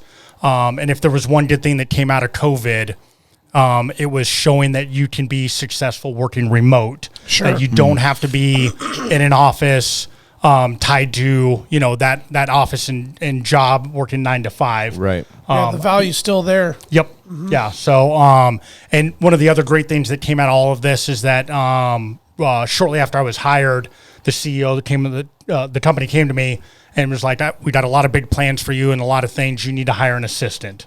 And I got to hire my best friend to be my assistant. Nice. Who I was in the Army with. We deployed to Afghanistan. He retired 7 years before I did. He did 23 years, 6 combat tours, like just an absolute gangster, but a gem of a human being. I called him up and he was working, doing loans, commercial loans for Wells Fargo. Okay. And I knew he hated it. He hated his job. It was one of those ones, he went from being an airborne ranger badass to Pushing papers suit and around. tie, crunching numbers, and I knew he hated it. And 9. I called him up and Did you make him interview? no. So I called him up and I said, Can I get "Hey, your resume? Did some trivia here. I said, hey, do you want to take a giant pay cut?" And he's like, "Do what?" I said, "Come work for me at KUIU." And he's like, "Are you serious?" And I said, "Yeah." And I gave him the numbers, and he's like, "Man, that's." I don't know if I can do that. And the wheels started turning, and he went home and talked to his wife, and she was like, "You're miserable. You know what? We can make this work." They sat there that night, they crunched the numbers, and she was like, "We can make this work." And he called me back the next day, and he's like, "Is the offer still there?" And I said, "Absolutely." And I called the CEO, told him who I hired. And the great thing is, like, the one thing that the military teaches, especially for a career guy, is work ethic. And it wasn't hard when he showed up to the job to outwork his peers and to shine. And within 4 to 5 months, he was given a huge promotion and then a giant pay raise back to basically where he had left Wells Fargo. Oh, nice. Working. So it just, one of those things that paid off. And 5 years later, best friends working together, doing a dream job. Yeah. Man. Working in guide and outfitter, military and law enforcement. You know what I sales. envisioned when he called his homie? He's like, "Come work for KUIU," and he was like, just stood up and he had a KUIU Ripped camo off the t-shirt tie. on, kicked his coffee over, and walked out. He had his KUIU camo under his Just his t-shirt. under his He back shirt. he had the Gila just ready. But yeah, it's been a great ride the last 5 years. The company takes care of us. What a cool story. We've got man. full reign to run the programs how we feel like that they should be run, and they've continued to grow. There's trust there. Leaps and bounds year in and year out. So, and again, going back to KUIU being authentic, the reason I was hired, the reason my boss reached out to me is he was hiring the new guide and outfitter director after Jason Harrison passed away and he stepped into the co-CEO role. He wanted to hire a guide and outfitter, and I, at the time, was a licensed guide and outfitter in Alaska, co-owner of a guiding business, and had been for 7 years. And then he knew that we wanted to grow the military department. So again, he was hiring a guide who had been in and out of the field with clients, and then hiring a retired military guy. So again, just Check. Bang, just bang, the dude. brand being authentic. Right. Yeah. So Yeah, what they're looking for and you were the perfect guy to fill the yeah. role. And again, I say it all the time: right place, right time. Rather be lucky than good. That's so right. Yeah. So how'd you get into hunting? So I grew up in a hunting household. Not my family itself, but aunts, uncles, grandparents, friends. Started out as a single-digit kid chasing rabbits and pheasants in eastern Colorado till that graduated into big game, and then went into the military and was able to hunt in a lot of the different duty stations that I was. And then that passion just grew, and like I literally have no other hobbies, no other interests. Like 24/7, I'm drinking, sleeping, hunting. all my side gigs, like all my money, everything goes into my next hunt, my next big adventure. Because, you know, you look at my Instagram and you see all these great things that I've done, and KUIU's been a great launching pad for me for a lot of the stuff I've got to do the last 5 years. But before that, it was all about the grind and how do I get to the next hunt, and, you know, how do I get to the next destination? And it was saving every penny, and, you know, not spending that money on other things and not having other hobbies and other interests. Like, it was literally 24/7, eat, sleep, drink, hunting. You got after it, man. Yeah. Well, and- You had your goal in mind, and you did it. yeah. Yeah. That's well, awesome. it shows by your resume. What got you hung up here in Alaska? So, I mean, it's clearly hunting, but like what? yeah, so it was that What brought you to that dream part? of Alaska, like Yeah. being a hunter and knowing that this was the ultimate mecca for hunting. And I was an instructor at the sniper school, and my tour duty was coming up, and I called my branch manager and I said, "What's available?" And he said Hawaii or Alaska, and obviously it was an instantaneous Alaska. And once I got here, you know, the It's plan. tough toss up. Yeah. Hunting, it makes sense, Yeah. for sure. But I mean, like, well, yeah, Hawaii ain't so bad. Yeah, so the goal was to get up here and try and shoot one of everything that I could while I was here.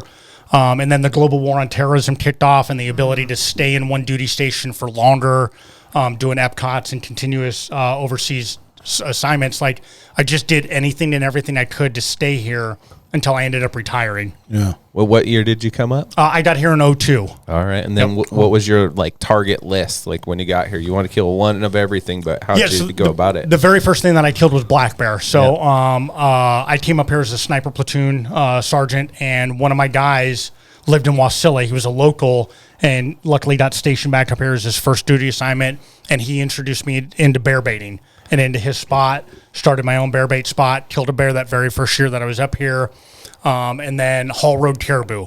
Like, you know, a lot of people, like you guys know, being here from Alaska, like we have a game rich and opportunity rich environment, but it is not cheap to hunt here. No. It's logistically expensive. So I hit all those things as an E6, a brand new staff sergeant up here living paycheck to paycheck. I hit all those hunts that I could do in the beginning. So black bear, Hall Road caribou, Kodiak Island blacktails, you know, and then I killed my first doll sheep, I think in 03 in between deployments to Afghanistan.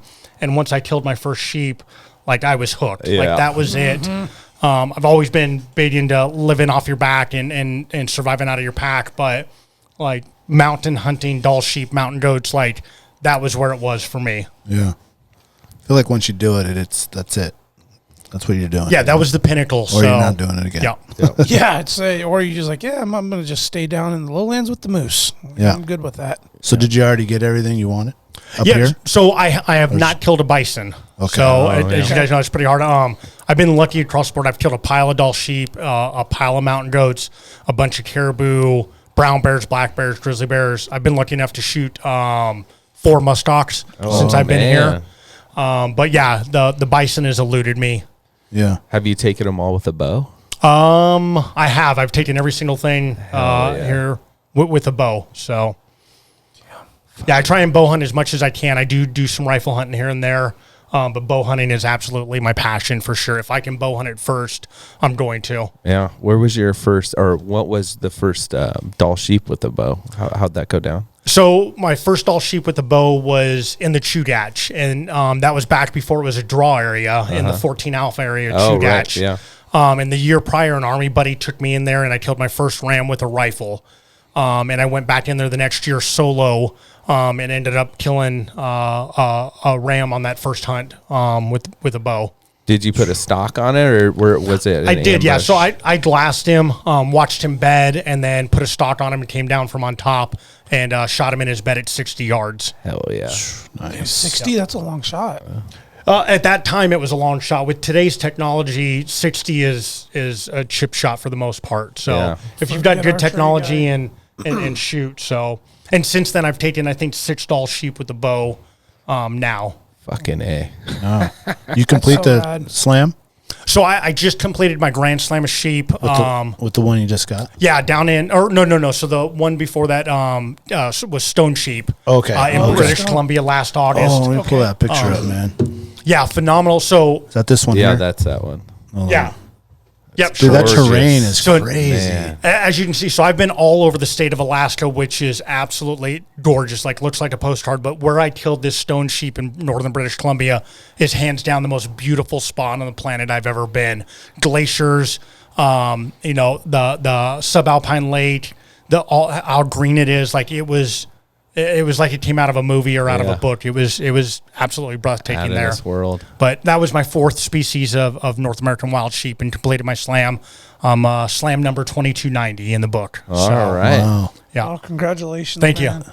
That looks like It looks some like prehistoric. I know, like, man. It looks Dinosaurs fake type shit. almost. So it was awesome. a 2.5 day ride on horseback to get to where we were. It's as remote as it can get. So That must have been so we went from brutal on your body. So like a strong back. Yeah, that long on a horseback, and those are big horses. You didn't say day or hours. You said days. 2.5 Literal full days. days of riding to get into where we killed my stone sheep, and that was after a float plane ride into the lake. So I drove to BC. I wanted to drive. So I drove 2.5 days to get to the lodge, and then from the lodge jumped on a float plane for an hour and a half, and then from there 2.5 days on horseback to kill my stone sheep. Man, that's And amazing. complete my slam. So, and just a plug, sometime in March we'll be launching the film on KUIU's website of me completing my grand slam and harvesting, shooting that stone sheep there. All right. Have you they're named that nice. yet? Have I what? Name the show? film? Yeah, so it's just chasing the slam, and then it's Okay. Cassiar stones. I was in the Cassiar Mountains, so yeah, chasing the slam and slated for early March or early April to be released. How does that work in Canada with them letting you bring back, you know, the hide, the meat and stuff like that? Yeah, so it was a pretty easy process. I had to go get the ram plugged and sealed just like we do here. And then once I got it plugged and sealed, once I got back to the border, I just submitted an import form. It was It was super easy to do. Like literally took 15 minutes at the border because I had all the paperwork from the outfitters. I had the ram plugged and sealed in BC, and then I had my import paperwork with me. Yeah. Is that a draw tag? No, so that's an over-the-counter tag for them. Well, what we call an over-the-counter, but as an outfitter, they have X amount of acres that they own the rights to. Okay. And then the government allots them a certain number of permits that they're allowed to book. Okay. And then the other two, the bighorn and the desert bighorn, how did you go about those ones? Yeah, so I drew my bighorn tag in Colorado with 10 points. I got super lucky. Colorado, once you have 3 points, you go into basically a random pool. And I drew with guys that had 20 plus years of points. Got lucky, and I killed a great ram on day one with my bow in Colorado. Probably my all-time favorite hunt. It was my home state. My brother was there. My best friend was there. And, like, sheep hunting special. It's a sentimental. Yeah, sentimental. And then experience, when you draw that tag and you tell all your buddies, I had 13 people on that hunt. Wow. Like, that's how special of a Rocky Mountain Bighorn tag Like is. everybody in the lower wanted to 48. be in on Everybody that. wanted to be a part of it. I had buddies that flew from Alaska with me down there. I had buddies that drove over that's from so Utah. cool. And then friends in Colorado that I grew up with that all wanted to be a part of that hunt and ended up killing a great ram on day one in that unit. And only you and the cameraman made the stock, though, right? Yeah. So Well, everybody else kicked back drinking beers, watching like hell yeah. yeah. You don't take 13 people in a stock. So No, you're all gonna watch from way over there. yeah, that's right. And then my first desert sheep I killed in Sonora, Mexico, and again got lucky, right place, right time, and got a cancellation hunt. Was able to fly down there and fill a tag, and the sheep slam is one of those ones that I never thought I would be able to do. Again, I talked about that being in the military. Nobody's getting rich being in the military. And all these big ticket hunts, you've got to be, saving and put your money aside. You gotta be strategic. It's a commitment, financial and in time. And just one of those things that realistically never thought I'd be. Sheep hunting is expensive. Yeah. For anybody outside of Alaska that's chasing other sheep species, it's expensive and it's climbing. So it was one of those things that I didn't think was attainable for me, just with where prices are and the availability. It just one of those things that I put out of my mind that it wasn't going to happen. And again, KUIU providing some avenues for me to be in the right place at the right time, and was able to jump on a couple of hunts that were able to help me complete my slam. I always wonder what the difference taste-wise would be with all those, like if you lined up all those sheep. And you had like I think whatever one was the hardest on the mountain that day. Tasted the best. Hey, there it is. Yeah. That's a great point, because I have a feeling those desert sheep taste like shit, if I had to be honest. So, well, when we got back to camp, eat, we did back straps either that night or the next night, and it was great. Okay. So, yeah. who knows what it's like in a week after you've been out of camp and you've got a shower and it. But, camp meat, it was delicious. Yeah, it was good. Hopefully, So, are they eating really all that matters similar anyway. like lichen and stuff? Or? It's I don't know what desert sheep live off of. I mean, there is rock and dirt and sand and cactus. Yeah. So When that's the one neat thing about them. Like, they don't need a water source. They can live off of the water. They headbutt cactus, and then they'll eat cactus to get water from that. But So you don't gotta wait. They ain't coming down to the water source. if they've got a water source, they will. But I mean, the water sources in the desert are so scarce. You know, it's hit or miss on whether or not they've got water there. They've evolved to sucking water out of cactuses. Yeah. To But stay hydrated. the environment that they're in is so harsh. Like we said that this was my third desert sheep hunt, and we said it like a dozen times every time we'd stop and take a break. It's like, how do they live here, let alone thrive there? You know, how are they doing well and growing to be 8, 9, 10 years old? Yeah. Just some Mars Well, in sheep. comparison to that, I guess I should say contrast to that. When you go do, I saw a picture of a Marco Polo, maybe. Yeah. So again, Mongolia or Kyrgyzstan? in Kyrgyzstan. If another good thing that came out of COVID was all the travel restrictions, and then people not wanting to travel, and that dropped all the prices of everything. Oh. And so I had an Ibex hunt booked. Ibex, for those that don't know, like internationally, species wise, are one of the cheapest hunts that you can do. Like right now, you can book a Kyrgyzstan mid-Asian Ibex, which are the biggest bodied and biggest horned species of the Ibex, for $7,500. If you're in the right place, that's a lot of money. Like I don't want to throw $7,500 as chump change, but Compared to do an international hunt like that's not much. Petty cash versus a $40,000 brown bear hunt. Correct. Right? Yeah. So when you compare apples to apples and oranges to oranges, like Is that this one here? no. So that's in Mongolia. So that's an Altai Ibex in Mongolia. That looks like a 95-year-old goat. Oh man, Look at that thing, dude. But- he needs to have like a cane. So we had an Ibex hunt booked, and then all these Marco Polo tags were not being used, and the outfitters just wanted curls on that their one. tag money back. So we ended up getting. I was able to add the Marco Polo Hume Argali hunt to my Ibex hunt at cost. Oh wow! So it was kind of a no-brainer, and then we were able to take the cameraman, film the hunt, killed a great I ram. believe that's a bundle you got. Yes. There you go. Yeah. You got the bundle pack. Yeah. Got the package pricing on it for You sure. sure did. Now, what about like the logistics of going into these countries and bringing your firearms and the gear you got to need and getting the stuff out of there? Like, Yeah, so every country is different. Every regulations and restrictions are different. Like Mongolia, their big thing is ammo. You can't take more than 30 rounds into their country. Mexico and Canada, you can't take suppressors, but Mongolia, I could take a suppressor like it was nothing. New Zealand, you can take suppressors like it's nothing.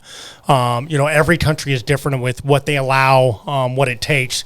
But if you just do your homework and book with a good outfitter, like those are all easy steps that are in place that are done that they'll walk you through getting in and out of the country both. Gotcha.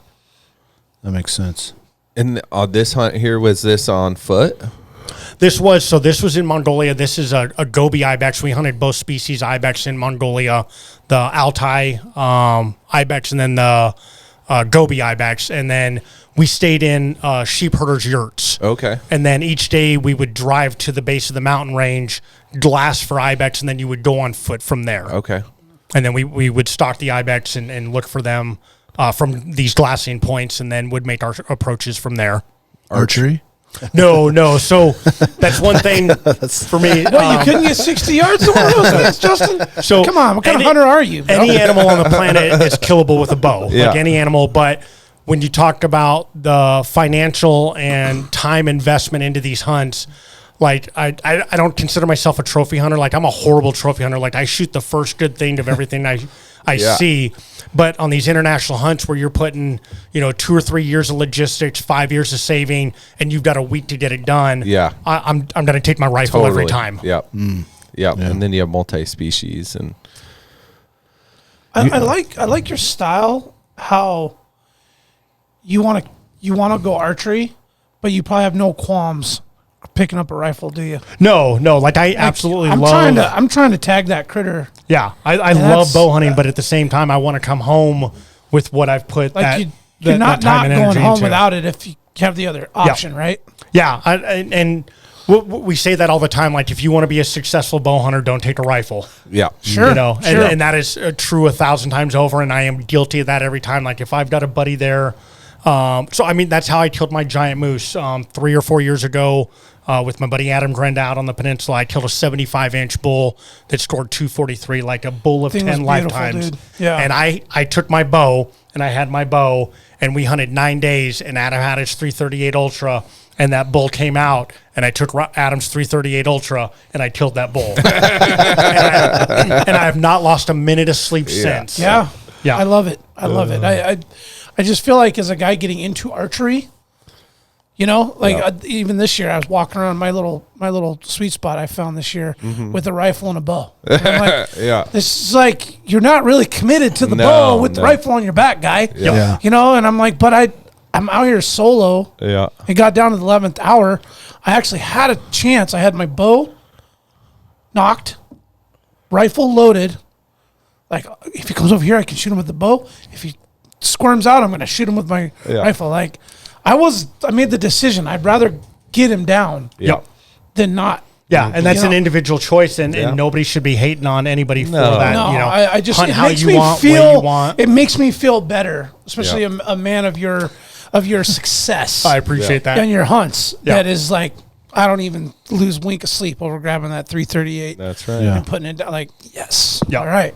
I'm going to keep true to my fucking values. It is a crutch, though, having the rifle there if you want it is, especially Sure, with sure. today's technology and what you can do with the rifle. Like what I just shot my desert bighorn in Mexico with, it was an unrealistic number just 5, 6, 7, 10 years ago, you know. Oh, yeah. Having that capability and ability. Yeah. And the training. For sure. Yes. You know? Discount the training. Yeah, I'm not about shooting that? 1,000 yards. Well, and I tell people that all the time. Like, they look at my success and they ask, you know, like, how do you do it? And I tell people, control the things that you can control. And a lot of that is your physical fitness. Like, I'm a physical fitness nut. I'm in the gym almost all day, every day. Or not all day, every day, but I'm in there every day, especially as I get older. Like, it's harder to recover. I eat super healthy. And then you buy and use the best gear you can, you know, the best optics, the best clothes. And that's what I tell people, control the things you can control, because there's so many things hunting that you can't control. Right. What the animal's going to do, what the weather's going to do, you know, how the wind's going to blow. So control those things that you can control, and that'll help your success. Whether you choose archery or rifle, Yep. you can control that. Just buy the best gear you can, you know. Yeah. Let's get into the gear a little bit. I mean, obviously we know what you're wearing and the pack and all that stuff, but what are maybe some other items that people would find in your pack that, like, this is coming every time? Yeah, so optics are a big one, and I am a big proponent of high-end optics. Like, the more expensive, like, optics is one of those things, like, you get what you pay for. Like, the price is ridiculous, but when you compare them side by side with lower-end optics, when you talk about European glass with the Leicas and the Zeiss and the Swarovski, like, there is a large difference between looking through a set of Leopolds or Vortex. And again, not bashing those other companies, but this is one of those things, you get what you pay for. So high-end optics pay dividends, and it's not just seeing clearly or brighter, it's eye fatigue, especially if you're on, you know, one of those hunts where you're spending all day glassing, sitting behind your optics on a desert sheep hunt, on a moose hunt, you know, trying to dig animals out. High-end optics are a must. Yeah. What about like jet boil or little things like that? Yeah. So there's lots of lots of high-end cooking items out there, and for me, jet boil is one of those ones that. So I'm a gear nerd. Like, I love the latest, greatest, newest things, and my jet boil is probably 12 years old. Like, it's just one of those things that stay works. True to it. You stay true to it. And then, you know, some of those things that are always in my pack, especially being an Alaska guy in here, is my puffies, my super down top and bottoms. Those are in my pack 24/7, and my rain gear. So I've had multiple, especially sheep hunts, where you end up spending the night on the mountain and you can't get back to your tent. To have those puffies and that rain gear, like, it may be miserable, but it gets you through the night. Yeah. Yeah. So those are some of those items that are on me 24/7. Are you rocking the Chugach or the Yukon? It depends on where I'm at. So early season, I'm in Chugach because it's lighter, more packable. Yeah. And then like Kodiak, I'll be in either our Katana or our Yukon. Yeah, you know, where I'm busting brush, I'm living in it a lot more. Mm-hmm. It's not living in my pack. Yep. You know, where I need that durability. Right. You got a favorite pattern? The VALO by far. Yeah. I probably wear our VALO pattern, which we introduced 4 years ago now, I think, probably 70-80% of the time. So I try and match my pattern as much to the environment as possible. Like when I'm mountain goat hunting, I'm in Vias. When I'm spring bear hunting, I'm in Verde. Yeah. As you guys saw my stone sheep hunt there, it was early season August, really green. I was wearing our Verde camo, but if I had to pick one, it would be VALO by far. Got it. Just most versatile pattern we have. Yeah. I kind of felt like that was designed more for Alaska. The VALO? The VALO. So it fits thought that was- perfect in the tundra environment, especially when we've had a little bit of frost and the colors start to turn. It's amazing how good I VALO meant looks by in a it. neutral color that would just fit and blend in damn near everything. Yeah. And that's what it was From designed. spring bear to like the lighter October undertones. Sitka to blacktails. You could literally use it in every single phase, you know? Right. Yeah. What's something that's maybe in the pack that people are like, oh, you're really bringing that gummy worms, or what is it? Is there something in there that's I catch crap about this one all the time, and that one item that's in my pack, no matter what hunt I'm going on, that people, especially because I'm an ounce counter, again, mountain hunter, living on my back, every ounce counts. Cut your toothbrush in half type guy? I used to be, yeah. Okay, yeah. I take I just use my finger. I take an electric razor. So, and I shave every morning. What? Wow. Because if you've seen me with with the day's worth of growth, I look like a rabies-infested calico cat. Like it comes in blotchy. There's like 9 different colors. Well, that explains It why looks all your dirty. pictures, you're so clean cut. Yeah, totally. It has What the nothing to do hell? with the military. Like I cannot grow a good beard to save my life. yeah. Look at all of his photos. There's They're not a all stubble. Nope. No stubble. So, so in the morning when you're waking up and everybody's crawling out of their sleeping bag and you hear bzzz, everybody knows that Schaefer's shaving before the hunt. Yeah, So- Schaefer shaving. Yeah. Oh, I love it. And I think there's an aspect of you're used to taking all these really awesome, badass photos with awesome animals. Yeah, So you're just ready at all times. for sure. And that's one of those things like me, like the pictures are Ready for the super photo important to me. shoot. Yeah. Super important. And Yeah. I catch crap from buddies all the time like, all right, here we go. Let's get ready for it. And, you know, all the blood gets cleaned up. I carry a kill kit. I prep the animal, take time with the photos. Because for me, Bend those elbows in. yeah, get those- that's what get I those you angles. know, we're taking 200 photos. Yeah, you know, get ready. yeah. It's going to be, you know, Photo shoot time. It's photo shoot time. And, Yeah. and Well, that's what lives on. That's what makes you remember. for you know? sure. Yeah, for sure. I mean, the photo to me is just as important as the mount or the trophy itself. Yes. So, Right. I've got a hunting partner. I won't say a name. It's an old one. That was so quick to start field dressing the animal. I mean, I'm trying to go back to get my camera, and he's already ripping the gut bag open. I'm like, whoa. I'm like, hey, can I just get 2 pictures? Yeah. I mean, 200, I'm down for that too. Yeah. But I'm like, this is the moment you have to savor. yeah. Yeah. This is it. This isn't the Instagram shot. This is the one you send to all your buddies Yep. and all the people that care about you being out here and getting this thing.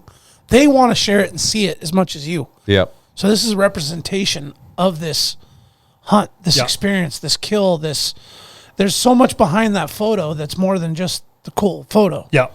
right? Especially when you go through fucking hell for something. Yeah, for So sure. you better wanna be able to get a have that good memory. picture. Not like half the antlers in the mud and it's in the dark and you can't, the eyes flash and it's like, dude, what kind of photo of the 60-incher did you just get? Yeah, anybody that Yeah, hunts you with got- me knows that like once it's dead, it's like it's going down. time. Yeah, I noticed a lot of your critters look like they just laid down and let you take a picture. I don't Yeah. see an entry wound. I don't see an exit wound. Well, and It's like I he's bring petting that one. yeah. So one of those pieces in my kill kit is I bring a suture kit, so it's dual purpose. Holy So shit. like if you ever get cut, you've got sutures out there. Yeah. But I'll stitch up the animal. I'll stitch up entrance holes, exit holes. I'll stitch the mouth shut. I'll pack the nose with toilet paper or whatever to keep the blood. Like it's a full process. That's awesome. So none of this stuff, none of those photos you see on my Instagram are photoshopped. All right, like almost none of them. You got to coach us through the whole thing, like because just how you position them. So, run us down from like the beginning of one. You know, There's no blood. of how you. Is there a good one how that we you should pull set up here? Everything up. I don't see a Well, let's go tongue back to the sticking out. to the that sheep one. The Marco Polo, No, hold on a second here. the stone. Yeah, the stone. Yeah, because that thing Because doesn't have a you hole can anywhere. just see how much you've learned over time on how to set up the perfect shot here, the perfect picture. Oh, look at the bear ones. Yeah, your Look bear. at this Yeah, thing, yeah. dude. Look at Yeah. this tank, dude. Oh my god. Look at that thing. Oh man, how big was that one? The upper left one, he's about an 8.5 footer, big interior grizz for All sure. right. You love bear hunting, don't you, Justin? Yeah, big bears and sheep. Like big bears are addicting. Yeah. So yeah, I Yeah, love hunting I- big bears. I They're love- always I on the love it. calendar. First thing I ever saw when you came across a feed on Instagram years ago, because I've been late to the social media game, but All right, so we'll go back to was this your one. bear, We'll talk your about this multi one. bear? Oh, yeah, photo. here I we was go. like, Yeah. I mean, I was already loving. Now that's bear not where you hunting, shot him, right? So actually, we've moved him about 15 yards is Okay. all we've moved him. We got lucky. It was in a big hanging valley. He was bedded when I shot him. Shot him in his bed. He rolled over right there. But as you can see, like we propped him in the spot. We found a nice flat spot, got him set up, legs tucked, sewed up the entrance and exit holes, cleaned all the blood off his face, sewed his lips shut so that he doesn't have a big open mouth with tongue hanging. And then did multiple positions. So the key to sheep when they're side on like that is not blocked in the eye. And my buddy, Okay. yeah, one of my ranger buddies that flies up with me to hunt every year, we killed a big doll up in the brooks together, and he took a photo, and he's like, man, this thing is great, and he handed it to me, and I'm like, you can't see the eye. The horn's blocked in the eye. He's like, oh, I never even thought of that. Right. You know, it's just those little things that you learn over time and repetition to try and get the best picture you can out of it. But the noses will be stuffed with, when weight's not an issue, I bring tampons. And it's funny when I open my kill kit and I unzip it, and you see me pull out 2 tampons, and people are like, what is that? Yeah. And they get shoved into the nostrils. And that just keeps blood from running From back coming out out. the front. Right, right. Especially when you've got a lung shot animal that's Yep. been blowing blood out his nose. And then, like I said, sew the mouth shut. Everything's clean.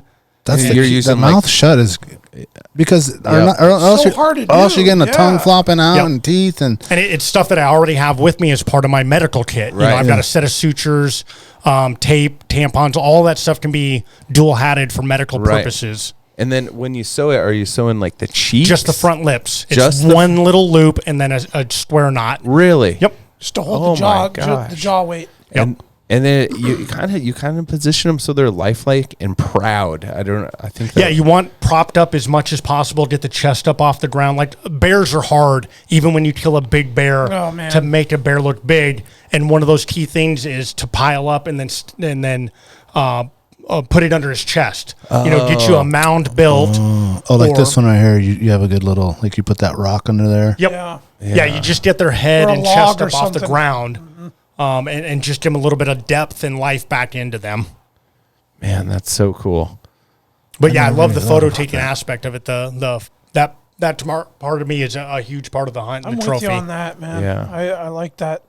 And that's those side views that a lot of guys don't really, maybe sometimes they don't have the opportunity given where the bear is or whatever. Gives you perspective on the true size of the bear, Yep. especially when you're This sitting side one behind like it. this. Well, you guys, it looks like you have your hand up on him, so you're close to it. You're Yeah. only like a foot, like not even a foot away. You're probably leaning your knees up on him, Yep. you know, taking the photo. Those are beautiful bears, dude. Yeah, Look at that blondie over there down the right bottom. The chaps there. Are these all boars too, Justin? No, the couple of those are. So that bottom right one is that's a young boar. Go ahead and scroll A down. big wide head like that looks like a boar to me. That top right one is a giant sow. Okay, she big had a blonde sow. narrow snout. But So all it the rest kinda of those looks- are boars. okay. That looks like an old picture there. What are you wearing there? Super old. That was before KUIU even existed. That was my very first grizzly in Alaska. That was probably pushing 20 years ago now. KUIU didn't exist. Sitka didn't exist. Was that like none a of those Sportsman technical Warehouse kit? The bow and Sportsman arrow there? Warehouse wasn't even around. Yeah, so that's actually a camo company called Ghost Camo that was out of Montana that was around for about 4 or 5 years. Okay. So that grizz like on it the worked out top just left fine. has black in it. It's This one. yeah, it's like That's a big that boar there. coloring is like almost like a dog. yeah, it's a really big interior bear. Those and then that one claws. right below it is a brown bear that I killed on my moose hunt. And that's the one and only time I've been charged. I wounded that bear. I made a horrible first shot.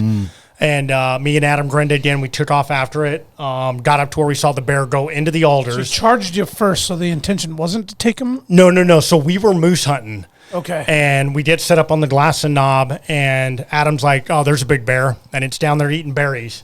And I looked at him like, oh, yeah, that is a big bear. And I was like, we should go kill it. And Adam's like, we're moose hunting.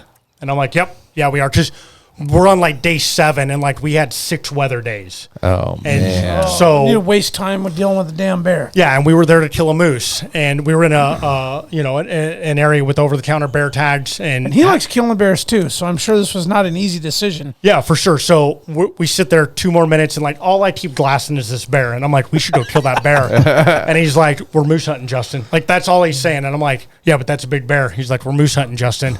And the third time I asked him, I'm like, hey, we should go kill that bear. He's like, let's go. And we took off down there, got set up. I got set up with the rifle, took that first shot, and as I shot, the bear turned, and I hit him in the back hip. Oh, man. And, shit. And from there, he went over the edge into a big alder-choked ravine.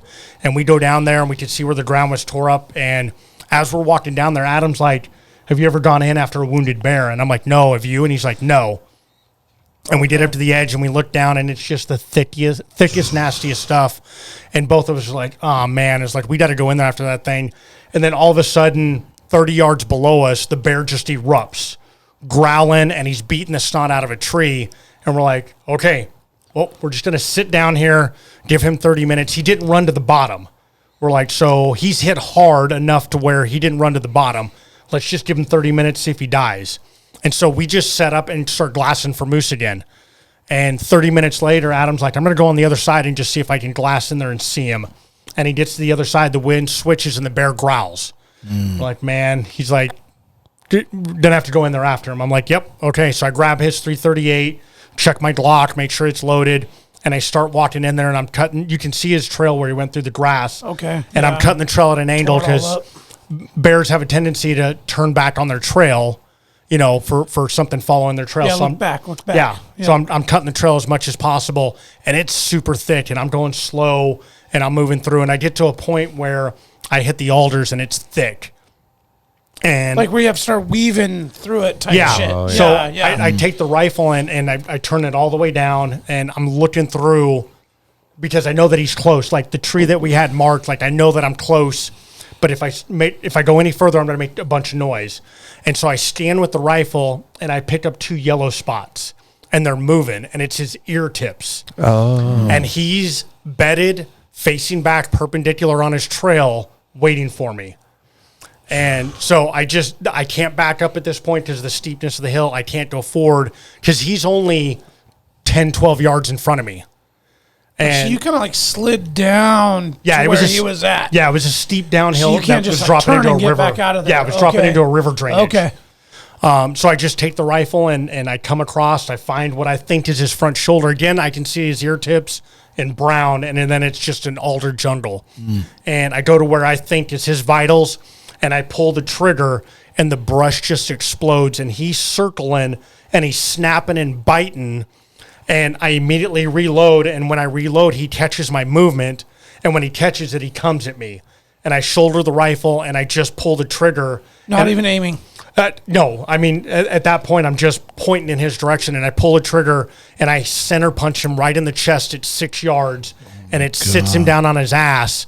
And I got lucky, and I heart punched him, and he's just pouring out blood, and he tips over backwards at 6 yards. Oh, my. And Adam comes running down, and, just the adrenaline starts flowing. At that point, I was not nervous. Like, Yeah, it's almost slow motion, right? Everything happened so fast. Yeah. Like I didn't have time to get scared. And then afterwards, we've got great video of me because Adam comes running up with his phone, and I am shaking like a dog shitting peach seeds, like trying to reload the 338, and you just hear tink, tink, tink, tink, tink, tink, tink, tink, and that's me bouncing the round off of the chamber trying to get it Yeah, reloaded. still trying to focus on like I might need to shoot him again. I need to reload this thing. Yeah, it was pretty adrenaline flowed. You can see the vein in my neck; it's pumped full with adrenaline. But is the video on here?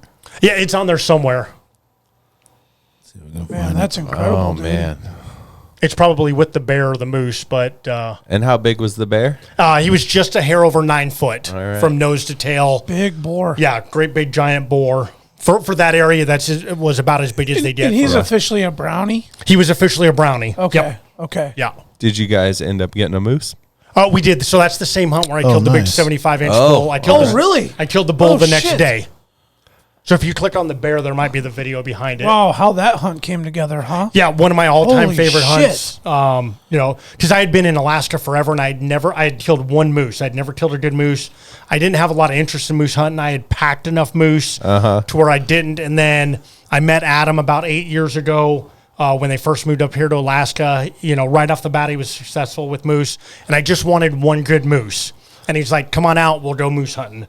And then I ended up killing a moose 10 lifetimes with him. It's a different bear. Not this one? No. Should I scroll down or more? No, go back up to where the bear was by himself on the left.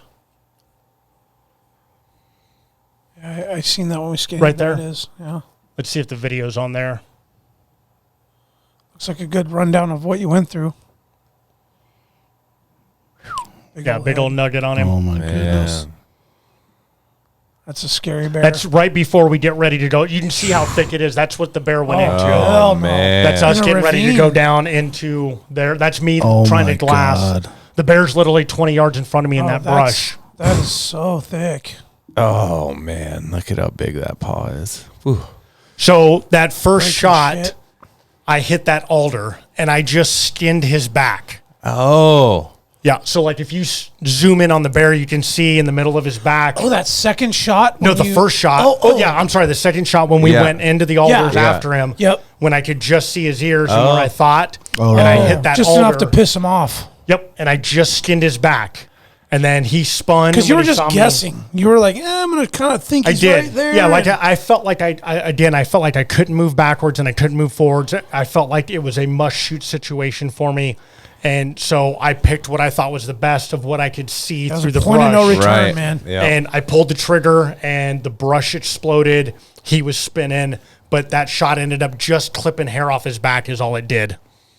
Wow. What a story. But yeah, somewhere in there's the Razor. video of me filled full of Yeah. adrenaline and shaking afterwards. Yeah, But- thanks for sharing, man. That's, I always say like bear hunting is kind of like a fuck around and find out deal. If you go do it enough times, you'll eventually have a close call. Yeah. You Oh, you absolutely. keep getting in range, you keep getting in close, you keep getting in, especially with a big old boar like that. Some of them big boars ain't really that worried about you. No. If they scent you and don't run away, you might have Yeah. a situation on your hands. 'Cause Yeah, we're usually getting in trouble as juvenile bears or like I just did, wounded bears or sows with cubs. right. Yeah. Bears on kills. Yeah, Yep. naturally. Or Yeah, I mean, something I've been on surprise. more bear counts than I can count and have never had even remotely a close call. Yeah, you usually bark at them and they run away, Yep. right? I bow killed mean, a lot of bears, never had a close call, and then this was a wounded bear in the brush, typical scenario that you hear about, and it could have went either way. And luckily, that third shot center punched him at 6 yards, and he rolled over backwards. Those archery kills on bears. I'm curious how that goes. I always feel like you run an arrow through a bear, it's gonna run, it's gonna bolt, it's gonna jet off. I mean, is that what they do most of the time, or do they spin around and give you another? They're all opportunity? different. There is nothing that dies faster than a bear that's hit right by a bow. Like I've got videos of bears that are alive for 6 seconds, don't make it 25 yards. They kind of feel like they got stung. And they do a little spin, run, and plop. Yep. Okay. Yeah, Are when you- when we were looking at those bear photos, you saw the one with me and the bow and the Arctic Grizz up in the Brooks, and we predator called that bear into 34 yards.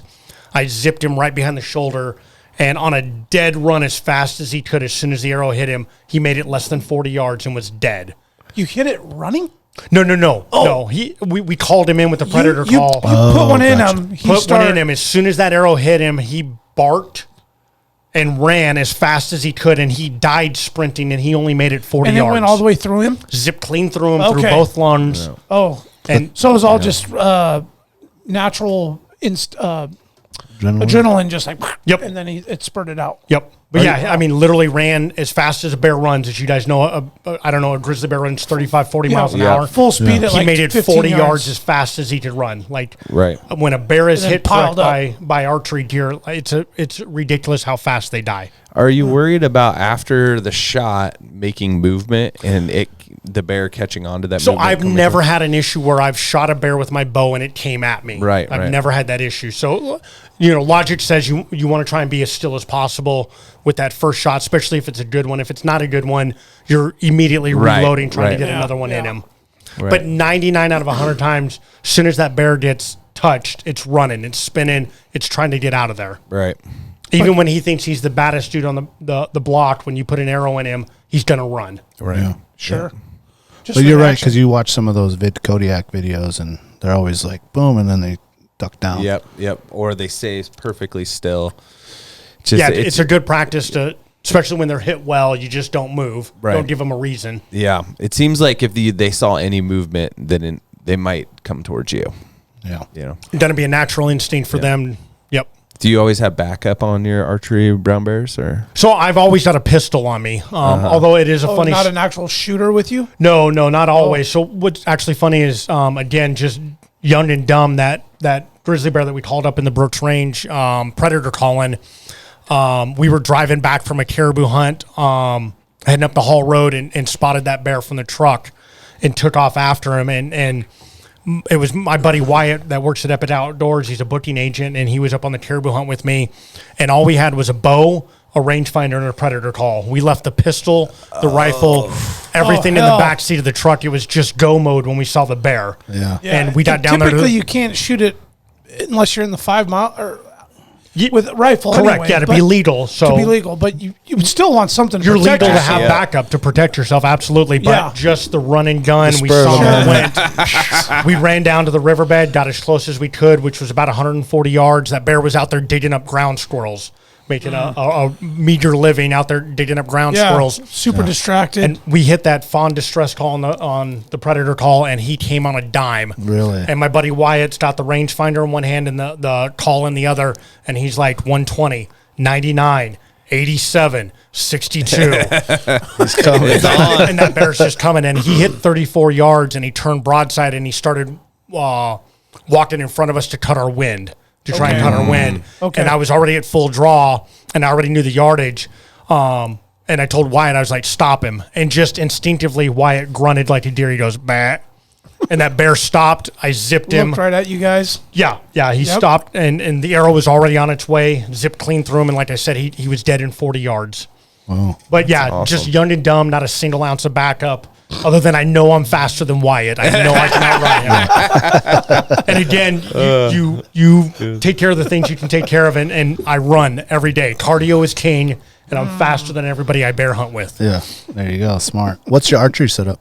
So I'm a Hoyt guy. I'm a Hoyt Pro Staff Shooter. Okay. I've dabbled with a few other bows over the years, but probably the last 15 years I've been shooting a Hoyt, and a diehard Hoyt guy. All right. What bow do you have right now? I've got the new RX-8. Okay. Yep. Sweet. Nice. Let's take a quick break. We'll be back. How's your trivia, though? Oh, not good. Okay, good. You'll fit right in.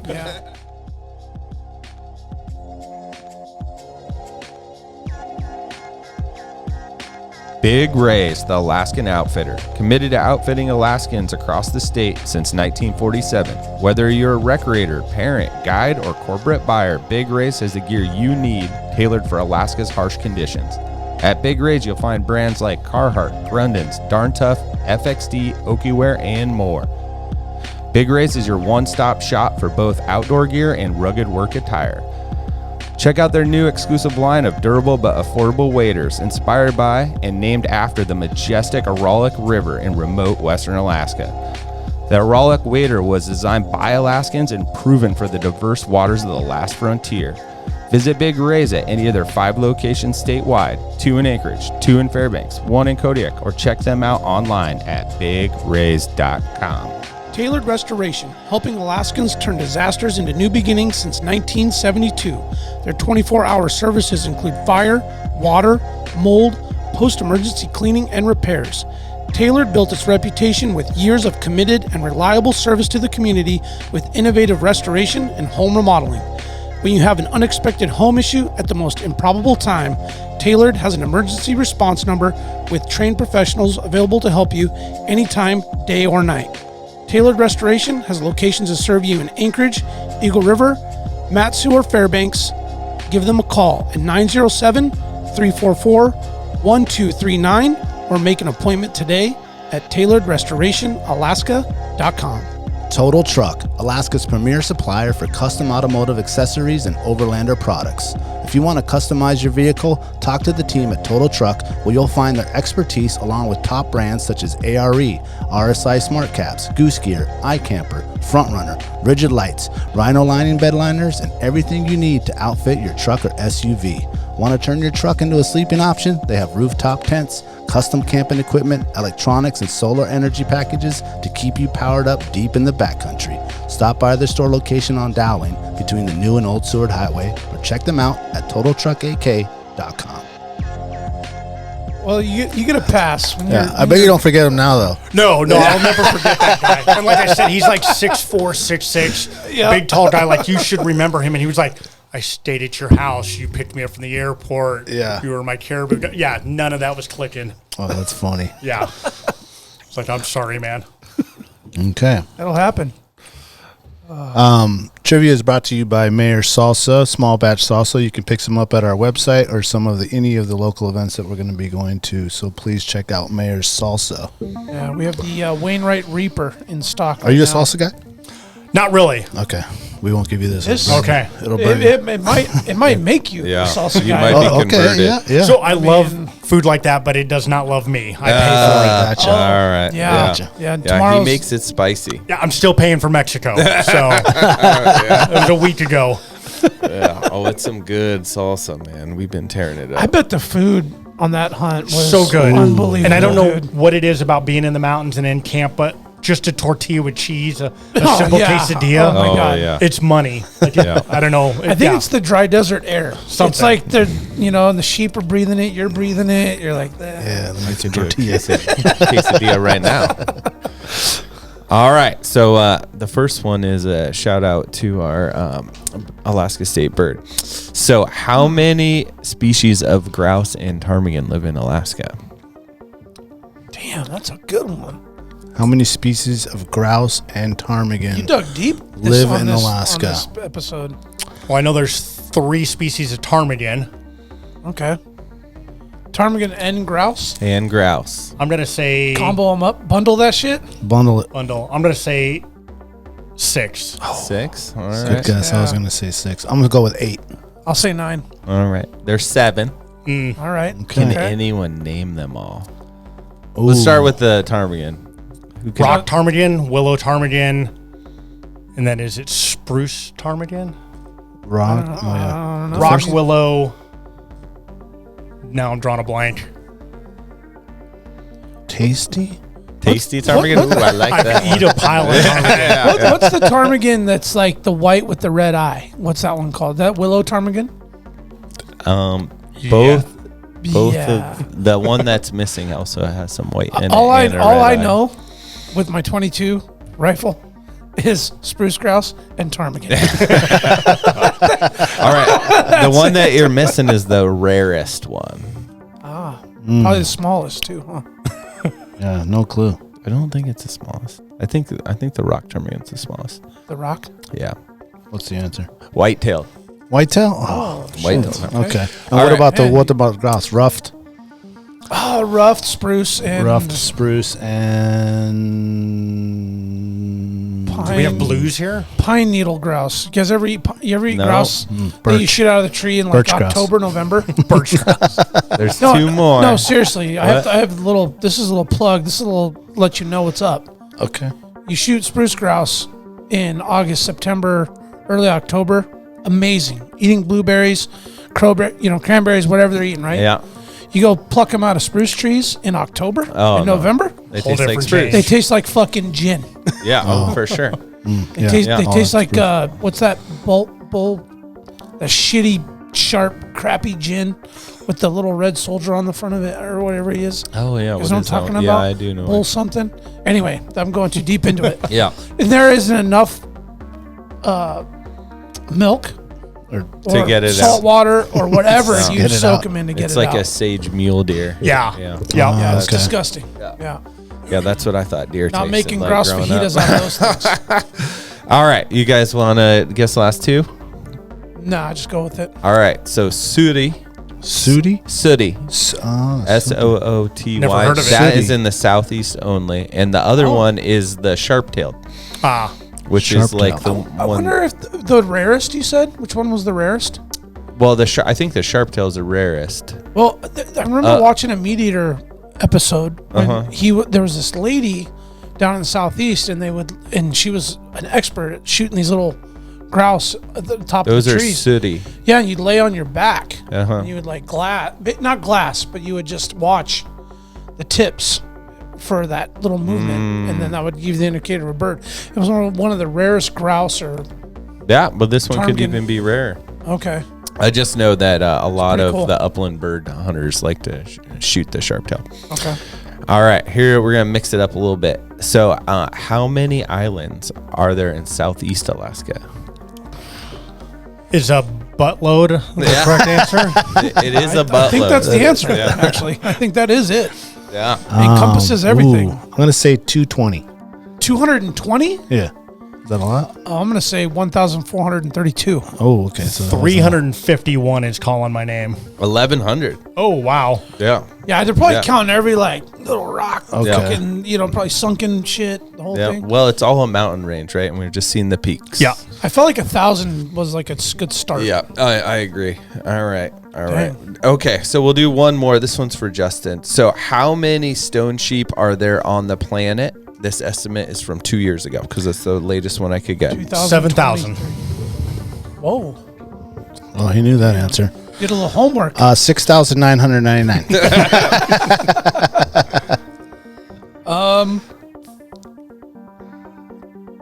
That estimate is going to be 5,000. So it's what I've had was 13,800. Okay, maybe it's Wow. 7,000 in BC Yeah, alone. I would believe that. 'Cause Yeah, I had then you looked got- it up before I'd Yeah. left, so maybe that was Yeah. just in British Columbia. Yeah, I bet that's He did what it answer is. that shit, matter of Yeah, fact. he did. It made me like, doubt 7,000. myself. I was like, Wild Sheep Foundation lied to me. As he was finishing the question, he's like, 7,000. I was like, oh no. Yeah, I bet you that's what it is because the majority would be there, but there's some in the Yukon. In the Yukon, yep, So, correct. Yeah. 13,000 is what the count is. 13,800 in was Canada. the estimate 2 years ago for the whole world. Oh, North America. It's about what our doll sheep will be at after this winter. Yeah. Oh, man. Yeah. Not a cold truth, man. The estimate that I had found before that was from 2018 had this number about 2,000 less, and at that time they estimated doll sheep at 100,000. So, but I couldn't Damn. find like a really good Do they have a updated recent one. number? What they think? All right. Nope, not off the top of my head. I couldn't find anything either that was worth a damn on estimates. Did you? I was looking at all the pictures. I didn't see any big elk. So I've killed one big elk, and it was in Utah about 5 years ago with one of my best friends, Josh Harris, and Braden, that used to own and operate Worldwide Trophy Adventures. Southern Utah boys called me up down there, went down there. I hadn't hunted elk in 20 years. I was a Colorado boy, grew up hunting elk. I'd only ever killed one good bull. It was a 300-inch 6x6 with my bow. And just between the military and then Alaska, I hadn't hunted elk. And he had called me up, and he was managing a ranch. And he was like, you can have my elk tag this year. He had killed a giant 400-plus inch bull the year before. We've done hunts together before, and he'd done a Kodiak with me. He was like, come on down, let me repay the favor. And went down there, and I killed a 376 that, bull man. on day 5. Wow. Had an absolute blast. Forgot how much I loved elk hunting. It was 5 days in the rut, bulls screaming their tails off. Satellite man. bulls chasing cows. Full experience. Full experience. Like, couldn't have gone any better. And then killed a giant bull to boot with two of my best friends on the planet. Nice. Any desire for one up here? One of those, a Fognac or? Yeah, so I'd love to just check the block on a Roosevelt, but like those hunts, like you look at them and where it's at and what it is, and like there's not a lot of desire there. Not a lot of joy. Brutal. Yeah, that's a work trip is what Yeah. that looks like. That's yeah. You're retiring from hunting a year early. Right. You know? Yeah, it's well, you got to be- prioritize your time and your resources, your efforts. Yeah, and for sure. the demand. I mean, these things come up and you've only got so much PTO and only so much money. Yeah. Even in my position where I'm lucky enough to live in a state where we've got all these opportunities and work for a company that provides opportunities, you only have so much vacation, you only have so many dollars. Right. So, and you don't want to waste good sheep years. For sure. I just turned 49 a couple weeks ago, when and you can go and get those management help. Yeah, later those days on, are numbered. Save those hunts. So first thing on the calendar every year, no matter what, is August 10th. Yeah, and that's the Doll Sheep opener. For those that don't know, like that is the number one hunt that goes on there. And then after that, it's when can I chase bears? Yeah, and that's and then waiting for the draws. So. Everything else after that's a bonus. Mountain goats, caribou, black bears. You got your sheep plans this year already? So I just called my buddy when I got back from my desert sheep hunt, and he was leaving to go to Kodiak to hunt goats. And he was like, when we get back, we'll talk about it. So don't know where we'll go yet. We've been bouncing around the last few years. I didn't hunt Doll sheep last year because I was in British Columbia hunting stone sheep. But we'll be back at it again this year. It's been 3 or 4 years since I've killed a doll. I killed a nice 9-year-old in the Wrangles 3 or 4 years ago. But right before the decline. Right before it got rough. Yep. Yeah, it's getting tough now. It's getting tough out there. Yeah, it is. It really is. Yeah. What about internationally or worldwide? Or something else you got your eye on? Yeah, so hopefully here shortly we'll be booking Turkey for Bezor Ibex, and I'll be able to finish my Capra Slam, which is 12 goat species internationally. We're just trying to finalize dates. I'm waiting on. I've got one trade show that hasn't announced its dates in February. And we're either going to go the last week of February or first week of March over to Turkey to hunt Bezor Ibex. I got a group of 4 buddies. We're going over there as a package deal. We've been saving up for the last 3 or 4 years to do that hunt. And that's the next big international hunt. Yeah. That's what I've got now, unless something else falls in my lap in between here and then. Got it. With all the taxidermy stuff, you ever dip your hand in trying to do your own stuff? Or so I've been doing my own taxidermy for about 15 years. Okay. I've got all your mounts is all your own stuff, right? A lot of them are, and then I've got a buddy that Wayne and Sabrina Comstock that run Nevada Taxidermy, and they fly up they do a great job every year for a month, and we do client stuff and then do my stuff together. But yeah, my brother went to taxidermy school back in Colorado. I flew down, spent 3 weeks in his basement. He taught me how to do it. And when I was going to retire from the Army, my plan was to open a taxidermy studio and be a guide. Like that's what I was going to do before KUIU came along. And now that I work full time for KUIU, I don't have time to do either of those. So I do a handful of customer projects that side money goes towards hunts. I do that in the winter. On weekends. I'm not much of a cold weather guy. Like I don't get out and snowshoe or snow machine much. I'll do taxidermy in the weekends over the winter. Yeah. And that helps pay for hunts.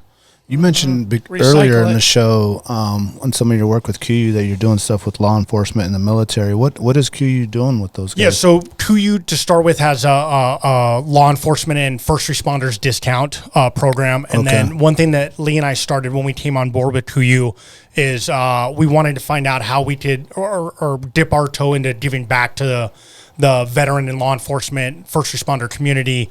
So we started a program and partnered with 10 different nonprofit groups. And these are all smaller nonprofit groups where none of the members are paid. They're all volunteer, and they're all based about giving back to military and law enforcement.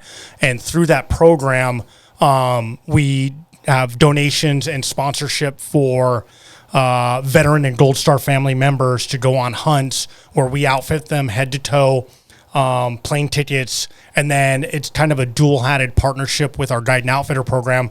So we reached out to some of our top guide and outfitters that we worked with and were like, hey, do you want to be a part of this program? So then those guides and outfitters are donating the hunts. We're covering all the costs on the gear, tags. We've got rifle sponsors, optic sponsors. Like it's an all-inclusive package. And then we take them down there to do these various hunts. Last year we did Coues deer in Mexico. We worked with the Whittaker brothers every year. They're our founding partner. And they donate 2 antelope hunts every year. We did moose in Maine. We did an oddad hunt in Texas. So the program's growing more and more. Yeah. And then we worked with a lot of special operations units across the globe, outfitting their kit for their everyday use in the field in combat. Got it. Man, that's awesome. And yeah, we've taken a program that didn't exist to 5 years now where we are, that's just grown leaps and bounds. So not only providing gear to our military and law enforcement across the globe, FBI, CIA, every SWAT team across every state, SEAL teams, Delta, all the SF Rangers, to be able to do that and work with those guys and not only provide them gear, but then give back to our veterans, Gold Stars, law enforcement, first responders. Like, that's the best part of my job by far. The most rewarding part of my job fulfilling is being able to be a career military guy and then turn around and have an outlet through KUIU that fully funds us and lets us run wild with what we want to do each and every year to give back to those communities. Hell yeah. Yeah, what a shout out and a pat on the back to the upper leadership at KUIU to have seen what their vision was down the road, bringing a guy like you, and you connect all the dots and just glued it all together and just like made this beautiful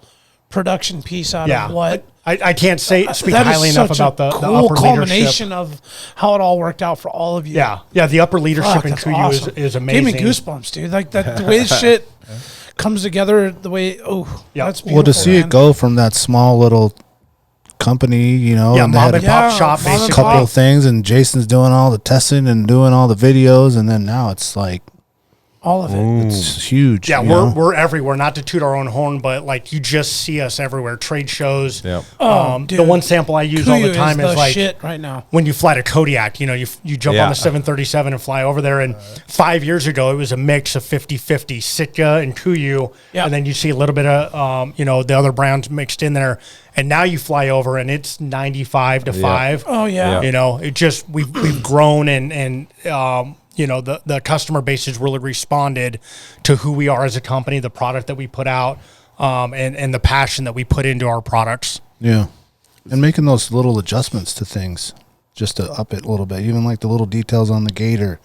That's change the strap, change the little buckle, change it from this to that. Yeah, we do inline changes on products every single year. I mean, just, cuff adjustments and upgraded zippers and, just little things that can make that product better. Right. We're a premium brand. We're not cheap. It's expensive gear. That's never lost on us. And with that, that's why we stand behind our lifetime warranty.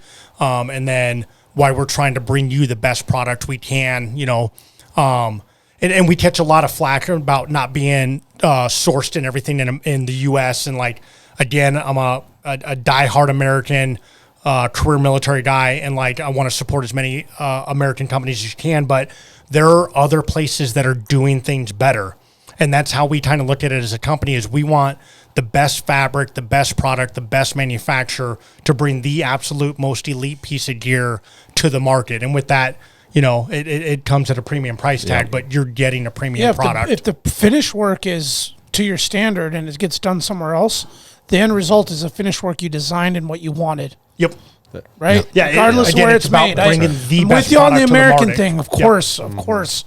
We want it all done here on our soil, but let's be real. And we do. We invest in American companies. All of our fleece, we partnered with Polar Tech. We partner with Sims. We've got Canadian companies. Again, whoever does it the wherever best you're from, right? is who we partner and work with. Yeah. The good thing about buying quality gear too is like you can, if you want to move on to another piece, you can sell it. Yep. It's not like garbage that you're donating. We tell people that all the time, like the Facebook buy sells. Like it's not like a used car 5 years down the road. It's gone right away, dude. Yep. My buddy Cisco, he was a big boy, 300 pounds, and lost 150 pounds, and was all mad because he just bought all the Yukon gear, $4,000 worth of stuff, and he went and sold it all, a fraction less, and bought all new stuff. Because now he's a lot skinnier. Well, let me make a consumer correction to some. When you actually go site to site to site, and you go, First Light and KUIU and Sitka, and you bounce around, what you'll actually find in KUIU, and I'm not tooting KUIU's horn on this, I'm just take it. I know you will, but I'm being honest, and I know you're proud of KUIU, and you should be, and they're an amazing company, and I think the sky's the limit. There's more. There's no ceiling for KUIU. The price point is actually competitive as fuck, dude. They are right in line. You can get a good pair of pants for $150, $200. And that's because we're a direct to consumer company. That, cut out the everything middleman. else is $2.99 and $4.99, and if you look at the competitors, like the other brands, KUIU, when you look, you're like, oh shit! Like the price point of the gear does not deter you. No, it does not. Because not if you want the best gear. If you're looking at a budget, on a budget, you can buy everything. Your gaiters, pants, everything you can buy at a competitive. You're not paying the top dollar. You're not buying the cheap shit, and it's right in between price point. Well, within their thing, they have ranges too. We do it, and right. And what we tell people is buy it piece by piece. Paycheck to paycheck. Yes. That's right. The same way I lived through my whole military career, being able to buy high end optics. I didn't start out with Swarovski. I started out with Bushnell, and then Bushnell went to Steiner, and then Steiner went to Leopold. I was saving up each month and then selling that piece of gear on eBay and then taking what I had saved and sold to buy the next higher end. And now I run all Swarovski gear, and that's not because I make a bucket load of money. It's because, I worked towards it and set an end goal and then worked at it piece by piece. And it's no different than buying any of your kit or any of your gear.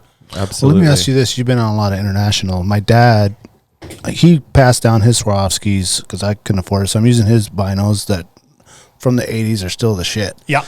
And he went and bought himself a really nice new pair last year. And they snowbird in Colombia. And he told me, I was just on the phone with him this weekend, that they started melting. Like they started melting like the plastic around, like even when you put them on.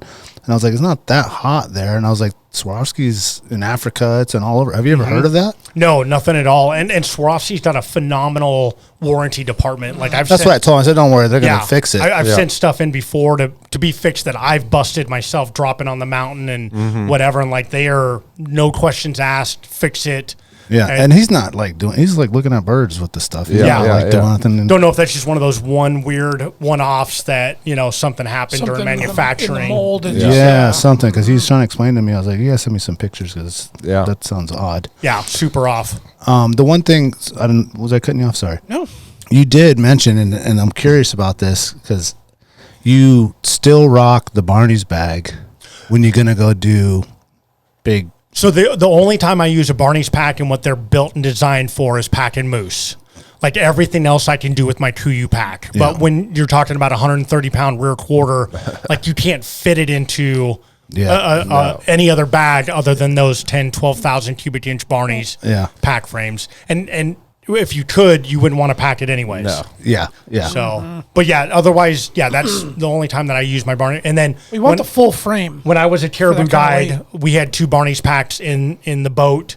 And when we packed caribou, whole caribou, 150, 160 pound packs, that's what we were running, were Barney's packs. Like local company, Kevin, taking over and running that. Like they build bomb-proof stuff. And yeah.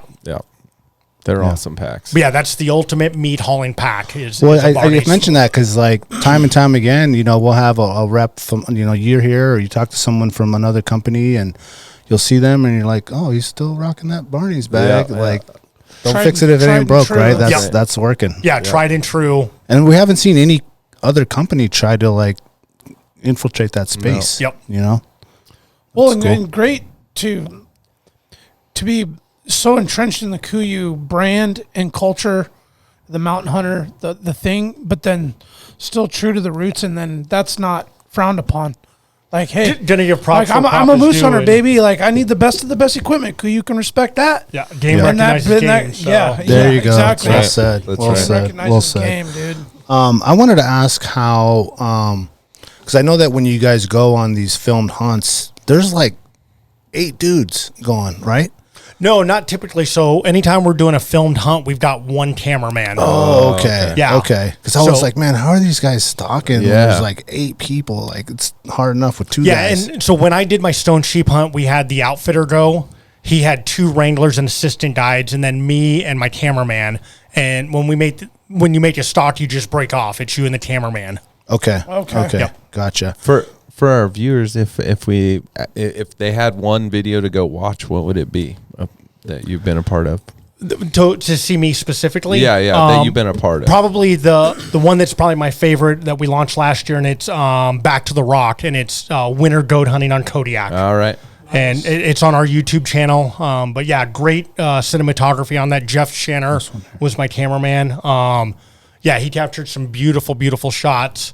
And yeah, it's a great film. I killed a big old one-horn billy. Oh, yeah. Was that the one that had like the busted off? Yeah, he was busted off on the one side. We almost lost him in a snowstorm. Like I shot him right before dark. We tried to recover him, and it was just we got cliffed out and played it safe. We're like, we'll just come back and get him in the morning. Yep. And we woke up to 36 straight hours of snow. It snowed over 18 inches.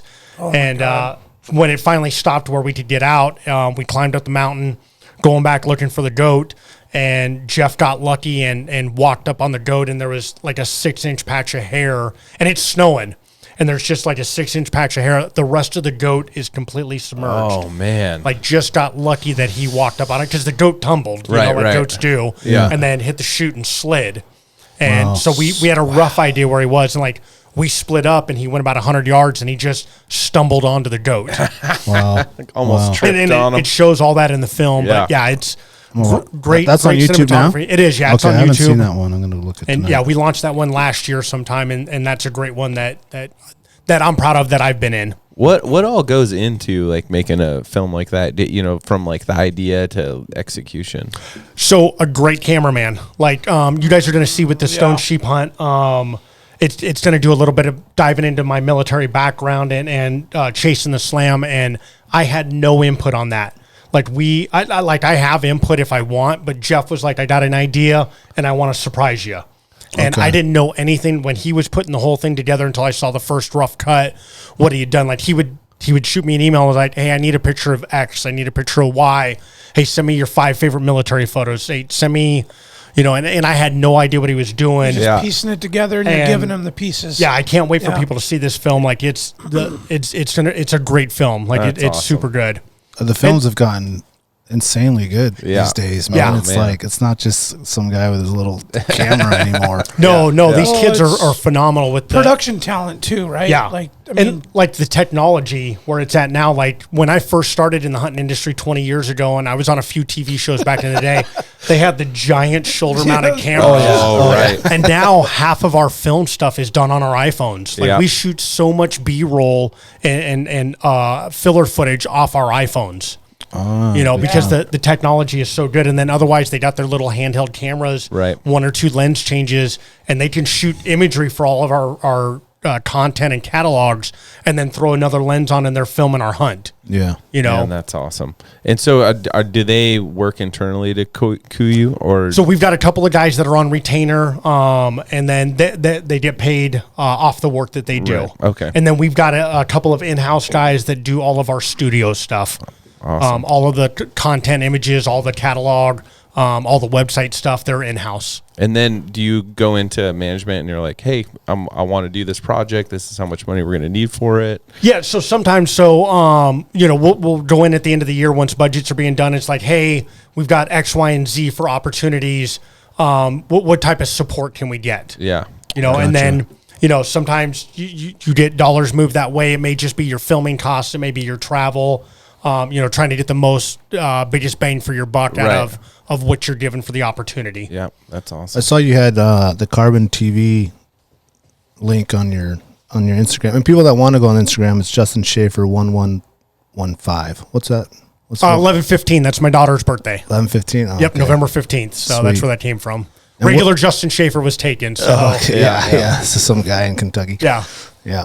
I did want to bring up your daughter. I did see the what was going on with your daughter and the teddy bear thing, man. What like awesome thing that happened there. Yeah, absolutely overwhelming, and try not to get emotional with it. Like that is my favorite person on the planet, and anybody that knows me or her story, like her entire life. She's 19. Her entire life has been a struggle. She was born 4 months premature. She weighed 1 pound 3 ounces, was given less than a 20% chance of survival. Her twin brother passed away after 2 months. At 2 years old, she was diagnosed with type 1 diabetes, so insulin dependent since she was 2, chronic lung disease. At 12, she was diagnosed with autism. Up until that point, they had always told us just developmental delays from being premature. So like her entire life has been a struggle.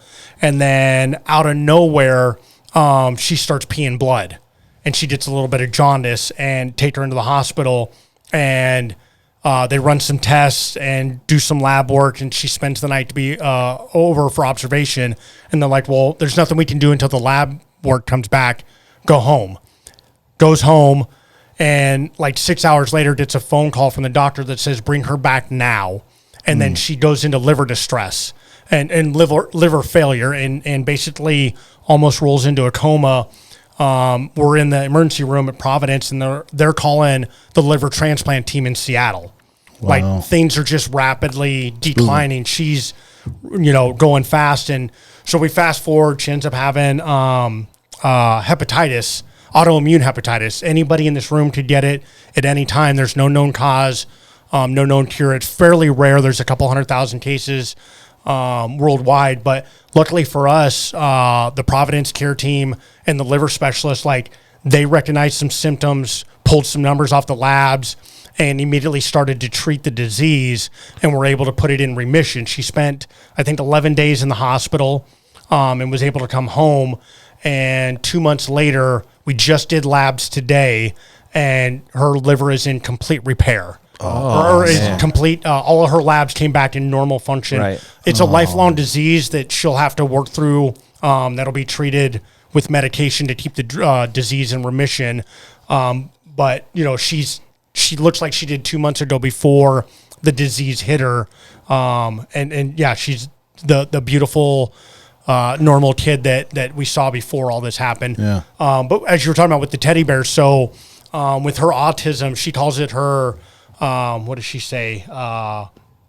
Like they do therapy dogs. So she carries a stuffed animal everywhere she goes, and that's her therapy. Her brain and the way it works with autism, like, it brings her comfort. Even at 19, she's super high functioning. As you can see on my Instagram, like, she's been all over the world with me. I've taken her to Africa. She's killed a grizzly bear, a caribou. Like, she's very high functioning, great kid to be around.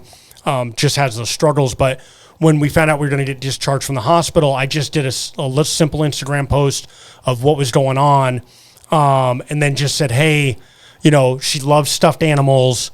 Wouldn't it be great if, she came home from the hospital to some packages? Yeah. And, like, we talked about it, and we thought maybe 15, 20, 25 people, work, friends, all the uncles. Yeah. And we probably stopped counting at 250 packages. Oh, man. Like, they just kept coming, and we're like, you need a trophy room for all those.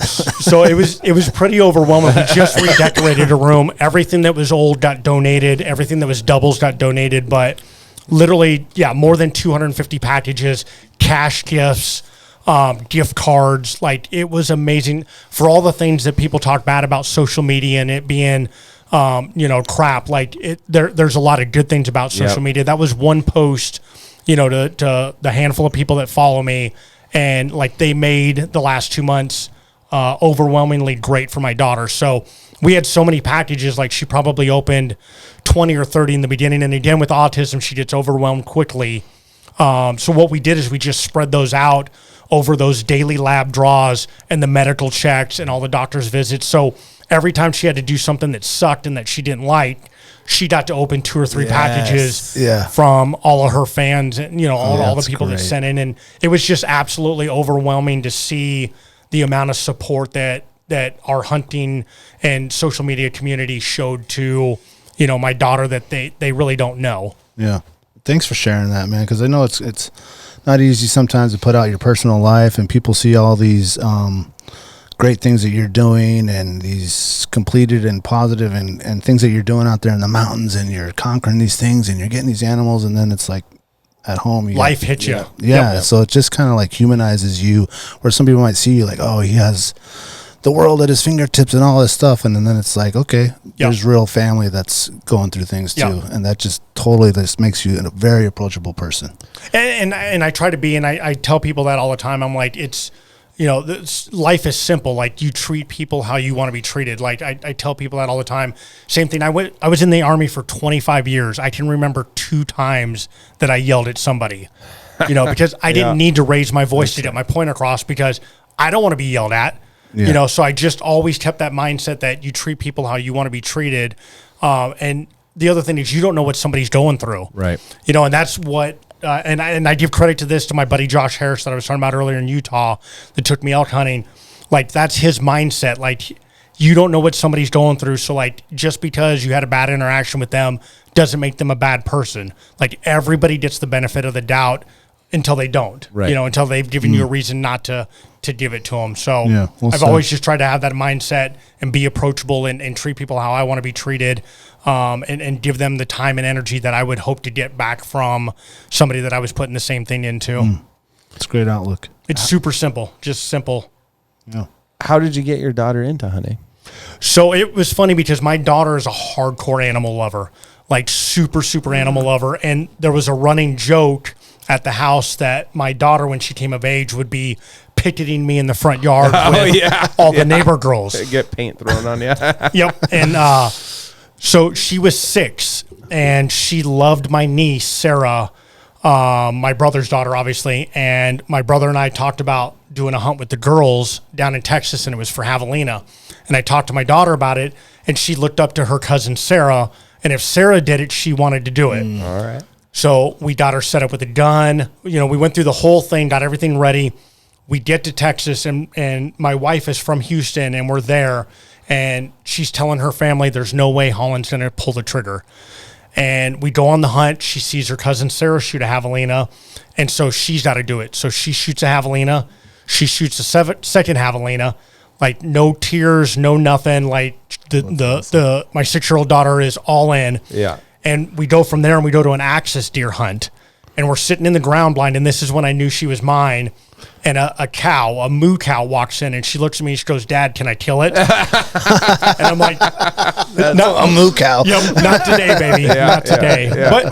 But it's funny, like, for her now, like, it's one and done. Like, if she has shot something, like, she doesn't shoot it again. Like, she has one black bear, she has one grizzly, she has one caribou, she has one She's a whitetail deer. one-shot wonder. Yeah. Just Like, She got a cat too. Did I see a lion? yeah, so that was our Okay. last hunt that we just did in Utah last year with great friends of mine, Pine Valley Outfitters in southern Utah. They called us up, and they'd been trying to get my daughter down there for a few years. It's not a little one either. No, it's the biggest cat they killed that year, bigger than the cat that I killed with them. Wow. And Wade Hollerman called me up, and he was like, "Hey, we got some weather coming in. Can you guys make it down here?"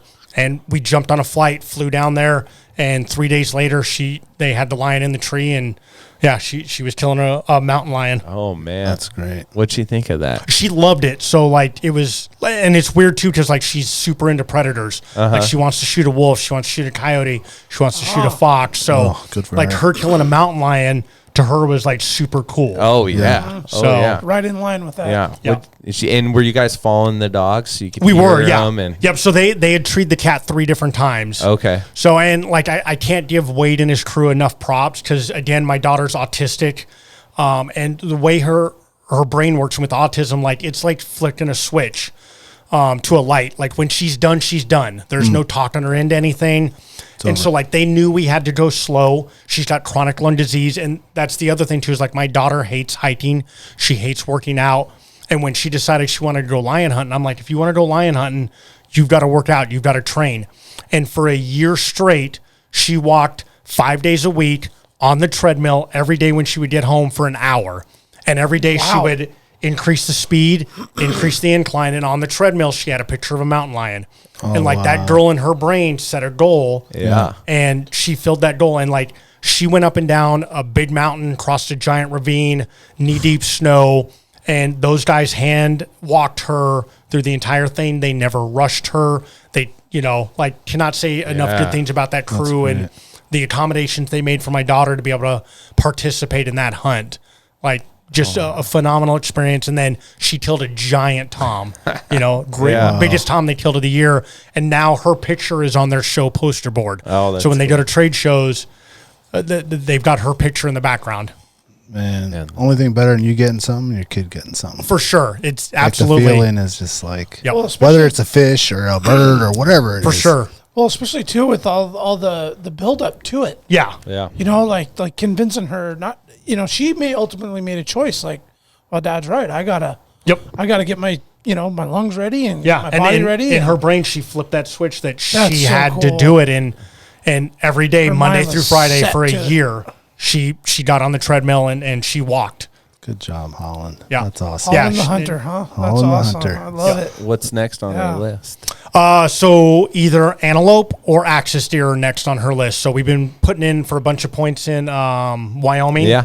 And Colorado, and then I've got a couple of buddies that have offered up axis deer hunts in Texas. So that'll be her next hunt that we end up doing together. Cool. That's great. That's great. So matter of fact, today, coming back from labs, I was talking to my buddy Casey Usibo, who's a world pistol shooting champion, that's trying to get an axis hunt set up through his guy so that he can hunt with Holland. Oh, so like that's the new thing with all the uncles, all my buddies. It's their turn. They want to hunt with the yeah, that's right. That's right. They want to hunt with the Watch out, Dad. It's my turn. Pretty much. Awesome. That's So awesome. she's got her. It's funny because she wants to be famous and she doesn't realize how famous she is. But with all the packages that she got, she was like, "I'm a little bit famous." Oh, yeah. So Oh, she yeah. thinks it's pretty cool. That's awesome. That was a beautiful story Yeah, on it the is. gifts, man. That was really cool. Yeah, no. Again, I can't thank everybody enough. Like the outreach, it was overwhelming. The amount of support that poured in, the amount of people that offered like GoFundMe's.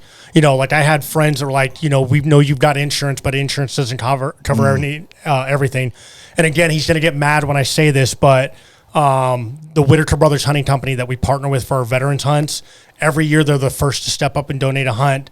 I was down at the trade show and I did a phone call, and the Whittaker Brothers had sent a $500 check to Holland. Wow. And I call them up and I'm like, guys, this is too much. Appreciate the support, appreciate the love, respect the hell out of you guys. And these guys are blue collar Colorado outfitters. Nobody in the outfitter game is rich. Like these guys work for every paycheck they do. They work 365. They're running lions. You know, they're doing deer hunts. They're doing elk hunts. They work for every penny they earn and just send a $500 check. And they basically told me if I didn't cash the check, that the next time they saw me, they were going to whoop my ass. Like I was like, we're not cashing that check. I'm sending it back. They're like, you send it back, you're getting your ass whooped. You choose. You choose. Don't make it personal, Justin. Yeah. Let's not do that. So I made a video of Holland thanking them for depositing the That's so check. cool, man. So That's yeah, great. just again, the amount of support that she has received has been super overwhelming. Yeah. Community is so important, man. Yep. Totally. Well, Totally. thanks for sharing that personal side because, you know, ultimately when you go on your hunts, you're leaving family behind. Yep. Wife, children, friends, and they weigh on your mind Totally. when you're out there. Yep. And you're going across the world, man. You're going far. This isn't like you get a call and jump on a plane from Seattle and get home. Yeah. This is like, beside all the success and the harvest and the kills and the whole thing, like still a person still dealing with Everyday stuff life. on your mind Yep. and then still trying to perform and hunt, man. Yep. Yeah. That's pretty incredible. I think it's important for like to be for people to introduced to show that that, side. you Yes, know, show yes. that on your social, all your stuff, so that people can be like, this is just a regular person. And I feel like you know? people, that's what they want more than like your kills. Yeah, they want somebody your to kills relate and your, to. and your heart are beautiful, and we all, I think, we're that's inspiring to see. But I think more inspiring is like the person, what you're going through in real life, outside of what is very successful and striving for greatness all the time. It's there's a struggle behind that. Yep. And thanks for sharing that with us. Yeah, no, man. I It's appreciate really, it. Yeah, really I'll great, talk about dude. her anytime. So Yeah, and I Yeah. love that you post stuff and you're not afraid to let the world know what's going on and yeah. And you can't forget her birthday. It's 11/12. 11/15. 11/15. Yeah, that's right. Justin, thank you for taking the time to come in here, and I know it was a little bit of a back and forth on the email and the dates as everyone's busy, but thank you so much for taking the time out of your day to come out here and chat with us. I know that all of our listeners from Alaska and across the world will really appreciate the time that you came and shared the story, and much success and luck. There's always a little luck, maybe. Always. Into Rather what be you got lucky than going good. on in Lucky the than future. good. That's right. Yep. Yeah, and hopefully we'll see you maybe at the Wild Sheep maybe Foundation show. Maybe you'll be there. You be at the banquet? No, not this year. Not this year? Because of the Matsu Valley show, their dates coincide. So Oh, yeah, they do. Yeah, Oh, this will be the ouch. first sheep show that I've missed since they've run the banquets up here in Alaska. So Oh, damn. yeah, It's really cool to have, an outdoor personality, we'll call it, be one of us. you're Alaskan, and it's like we're all proud to have you, you know. Yeah. And we all follow you, and No, I we're appreciate kind of that. like Thank one you. of your fans, you know. But it's nice to have one of our community here. There's so many people that come up here to hunt, but to have someone based, in Alaska and having out, man, well it was said, awesome. man. Yeah, this is home for me. My daughter was born and raised here. Like I couldn't imagine living anywhere else. Like I said, when I got here, I dug my teeth in, and I wasn't leaving, and I have no plans of leaving. Like this is home. Hell yeah. There's not a better Love it, state. man. That's great. That's great. Yeah, you're a true Alaskan like any of us, even if we were born and raised, man. I preach that all the time on this podcast. I feel like once you've accepted and entrenched yourself in lifestyle and culture and cut your finger and let your finger bleed into a creek, like you're one with us, right? Yeah. You're part of it. I So, appreciate that. Thank you, guys. Yeah, thanks. And to your point, man, it's relatable. Yeah. Yeah. Man, thanks for everything, Justin. Yeah, You did a I really great appreciate job the invite, tonight. guys. Thank you for having me. Yeah, I here. would It's love good to be love here. to have you on again in the future. And Yeah, for sure. Hear more about what's going on with KUIU and you and your life in Holland and all the beautiful things you got going on, brother. Yeah, I appreciate it. Thank you, guys. And that quiet rain gear. Yes, we're working on it. We're working on it. All right. Well, we have one more thing. Now we're starting to do the farm to table salads over at Double Shovel for local greens. So Those just launched today, right? yeah, they launched today, and everyone, I think all of our listeners already know we do local greens, and that's year-round hydroponic produce. It's a community project. It's we're a break-even project to make sure we have sustainable foods in Alaska. But now you can get your farm to table salad, and it comes in a to-go box, so you can get it for your lunch or your business or whatever. Just stop in and get one and try it. They're good. Yep. So Yep. Thank you, Alaska. Thank you for listening. Thank you for the sponsors. Thank you for everyone supporting us. AlaskaWildProject.com. If you want to find more on Justin, it's Justin Shaffer, SHAFFER 1115 on Instagram and probably anywhere on YouTube. Go watch that movie. What's it called again? Back to the Rock. Back to the Rock. Yes. Yeah, Thank you, so- Alaska. As always. Stay wild. You remember my speaking to you of what I call your overcautiousness. Are you not overcautious when you assume that you cannot do what the enemy is constantly doing? The Alaska Wild Project podcast is brought to you by the following sponsors. Barney Sports Chalet, supplying hunters with the best hand-selected gear since 1963. The exclusive home of frontier gear built for the rugged Alaskan terrain. Your one-stop shop for all your outdoor needs. Visit Barney's today at 906 West Northern Lights. Big Rays, the Alaskan Outfitter, committed to outfitting Alaskans across the state since 1947. Whether you're a recreator, parent, guide, or corporate buyer, Big Rays has the gear you need, tailored for Alaska's harsh conditions. Check out their new exclusive line of Auralic waders. Big Rays for all your outdoor gear and rugged work attire. BigRays.com. Tailored Restoration 24-hour emergency home services, helping Alaskans restore their dreams since 1972. Services include fire, water, mold, post-emergency cleaning, repair, and remodeling. Give them a call in Anchorage, Eagle River, Matsu, or Fairbanks. Hit them up at tailoredrestorationalaska.com. Total Truck and Alaska Overlander, Alaska's premier supplier for custom automotive accessories and overlanding products, providing all-inclusive rental vehicles and trailers custom outfitted to explore the Alaskan backcountry with a unique and convenient traveling experience. TheTreehouseAK.com, located at 341 Boniface Parkway, Alaska's own and grown cannabis and CBD store. Ask the bud tender what the strain of the day is to get your 10% off. The Treehouse, where the culture lives.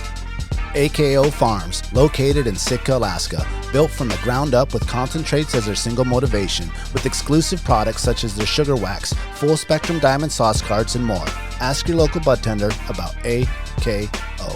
Marijuana has intoxicating effects and may be habit-forming and addictive. Marijuana impairs concentration, coordination, and judgment. Do not operate a vehicle or machinery under the influence. There are health risks associated with consumption of marijuana. For the use of only by adults 21 and older. Keep out of the reach of children, and marijuana should not be used by women who are pregnant or breastfeeding. Lawn Pro AK, Alaska's year-round professional property maintenance team. Services include weekly lawn care, custom landscaping, fertilizing, weed control, turf repair, and more. Schedule your free estimate at lawnproak.com. Alaska's OG cider company, Double Shovel, crafting gluten-free colonial-style ciders founded as a healthier, non-inflammatory brew option. Drop by their Pop and Tap room in Anchorage off of 58th and Arctic or visit the second location in Kodiak. Double Shovel, award-winning ciders. The Alaska chapter of Backcountry Hunters and Anglers. BHA is the voice of our Alaskan public lands, waters, and wildlife. Their goal is to uphold our hunting and fishing legacy while keeping our public lands wild. Stand up today and join BHA at backcountryhunters.org. Alaska Mining and Diving Supply, located in Anchorage, is our go-to for powder sleds and utility rigs. Whether you're in the mountains with the flat bill bros, running trap lines, or hauling freight, they have the selection to get you dialed from peaks to the valleys. Find them on Commercial Drive or akmining.com. At least is equal in prowess and act upon the claim. I say try. If we never try, we shall never succeed. This proposition is a simple truth, and it's too important to be lost sight of for a moment. If we cannot beat the enemy where he now is, we never can. It is all easy if our troops march as well as the enemy, and it is unmanly to say they cannot do it.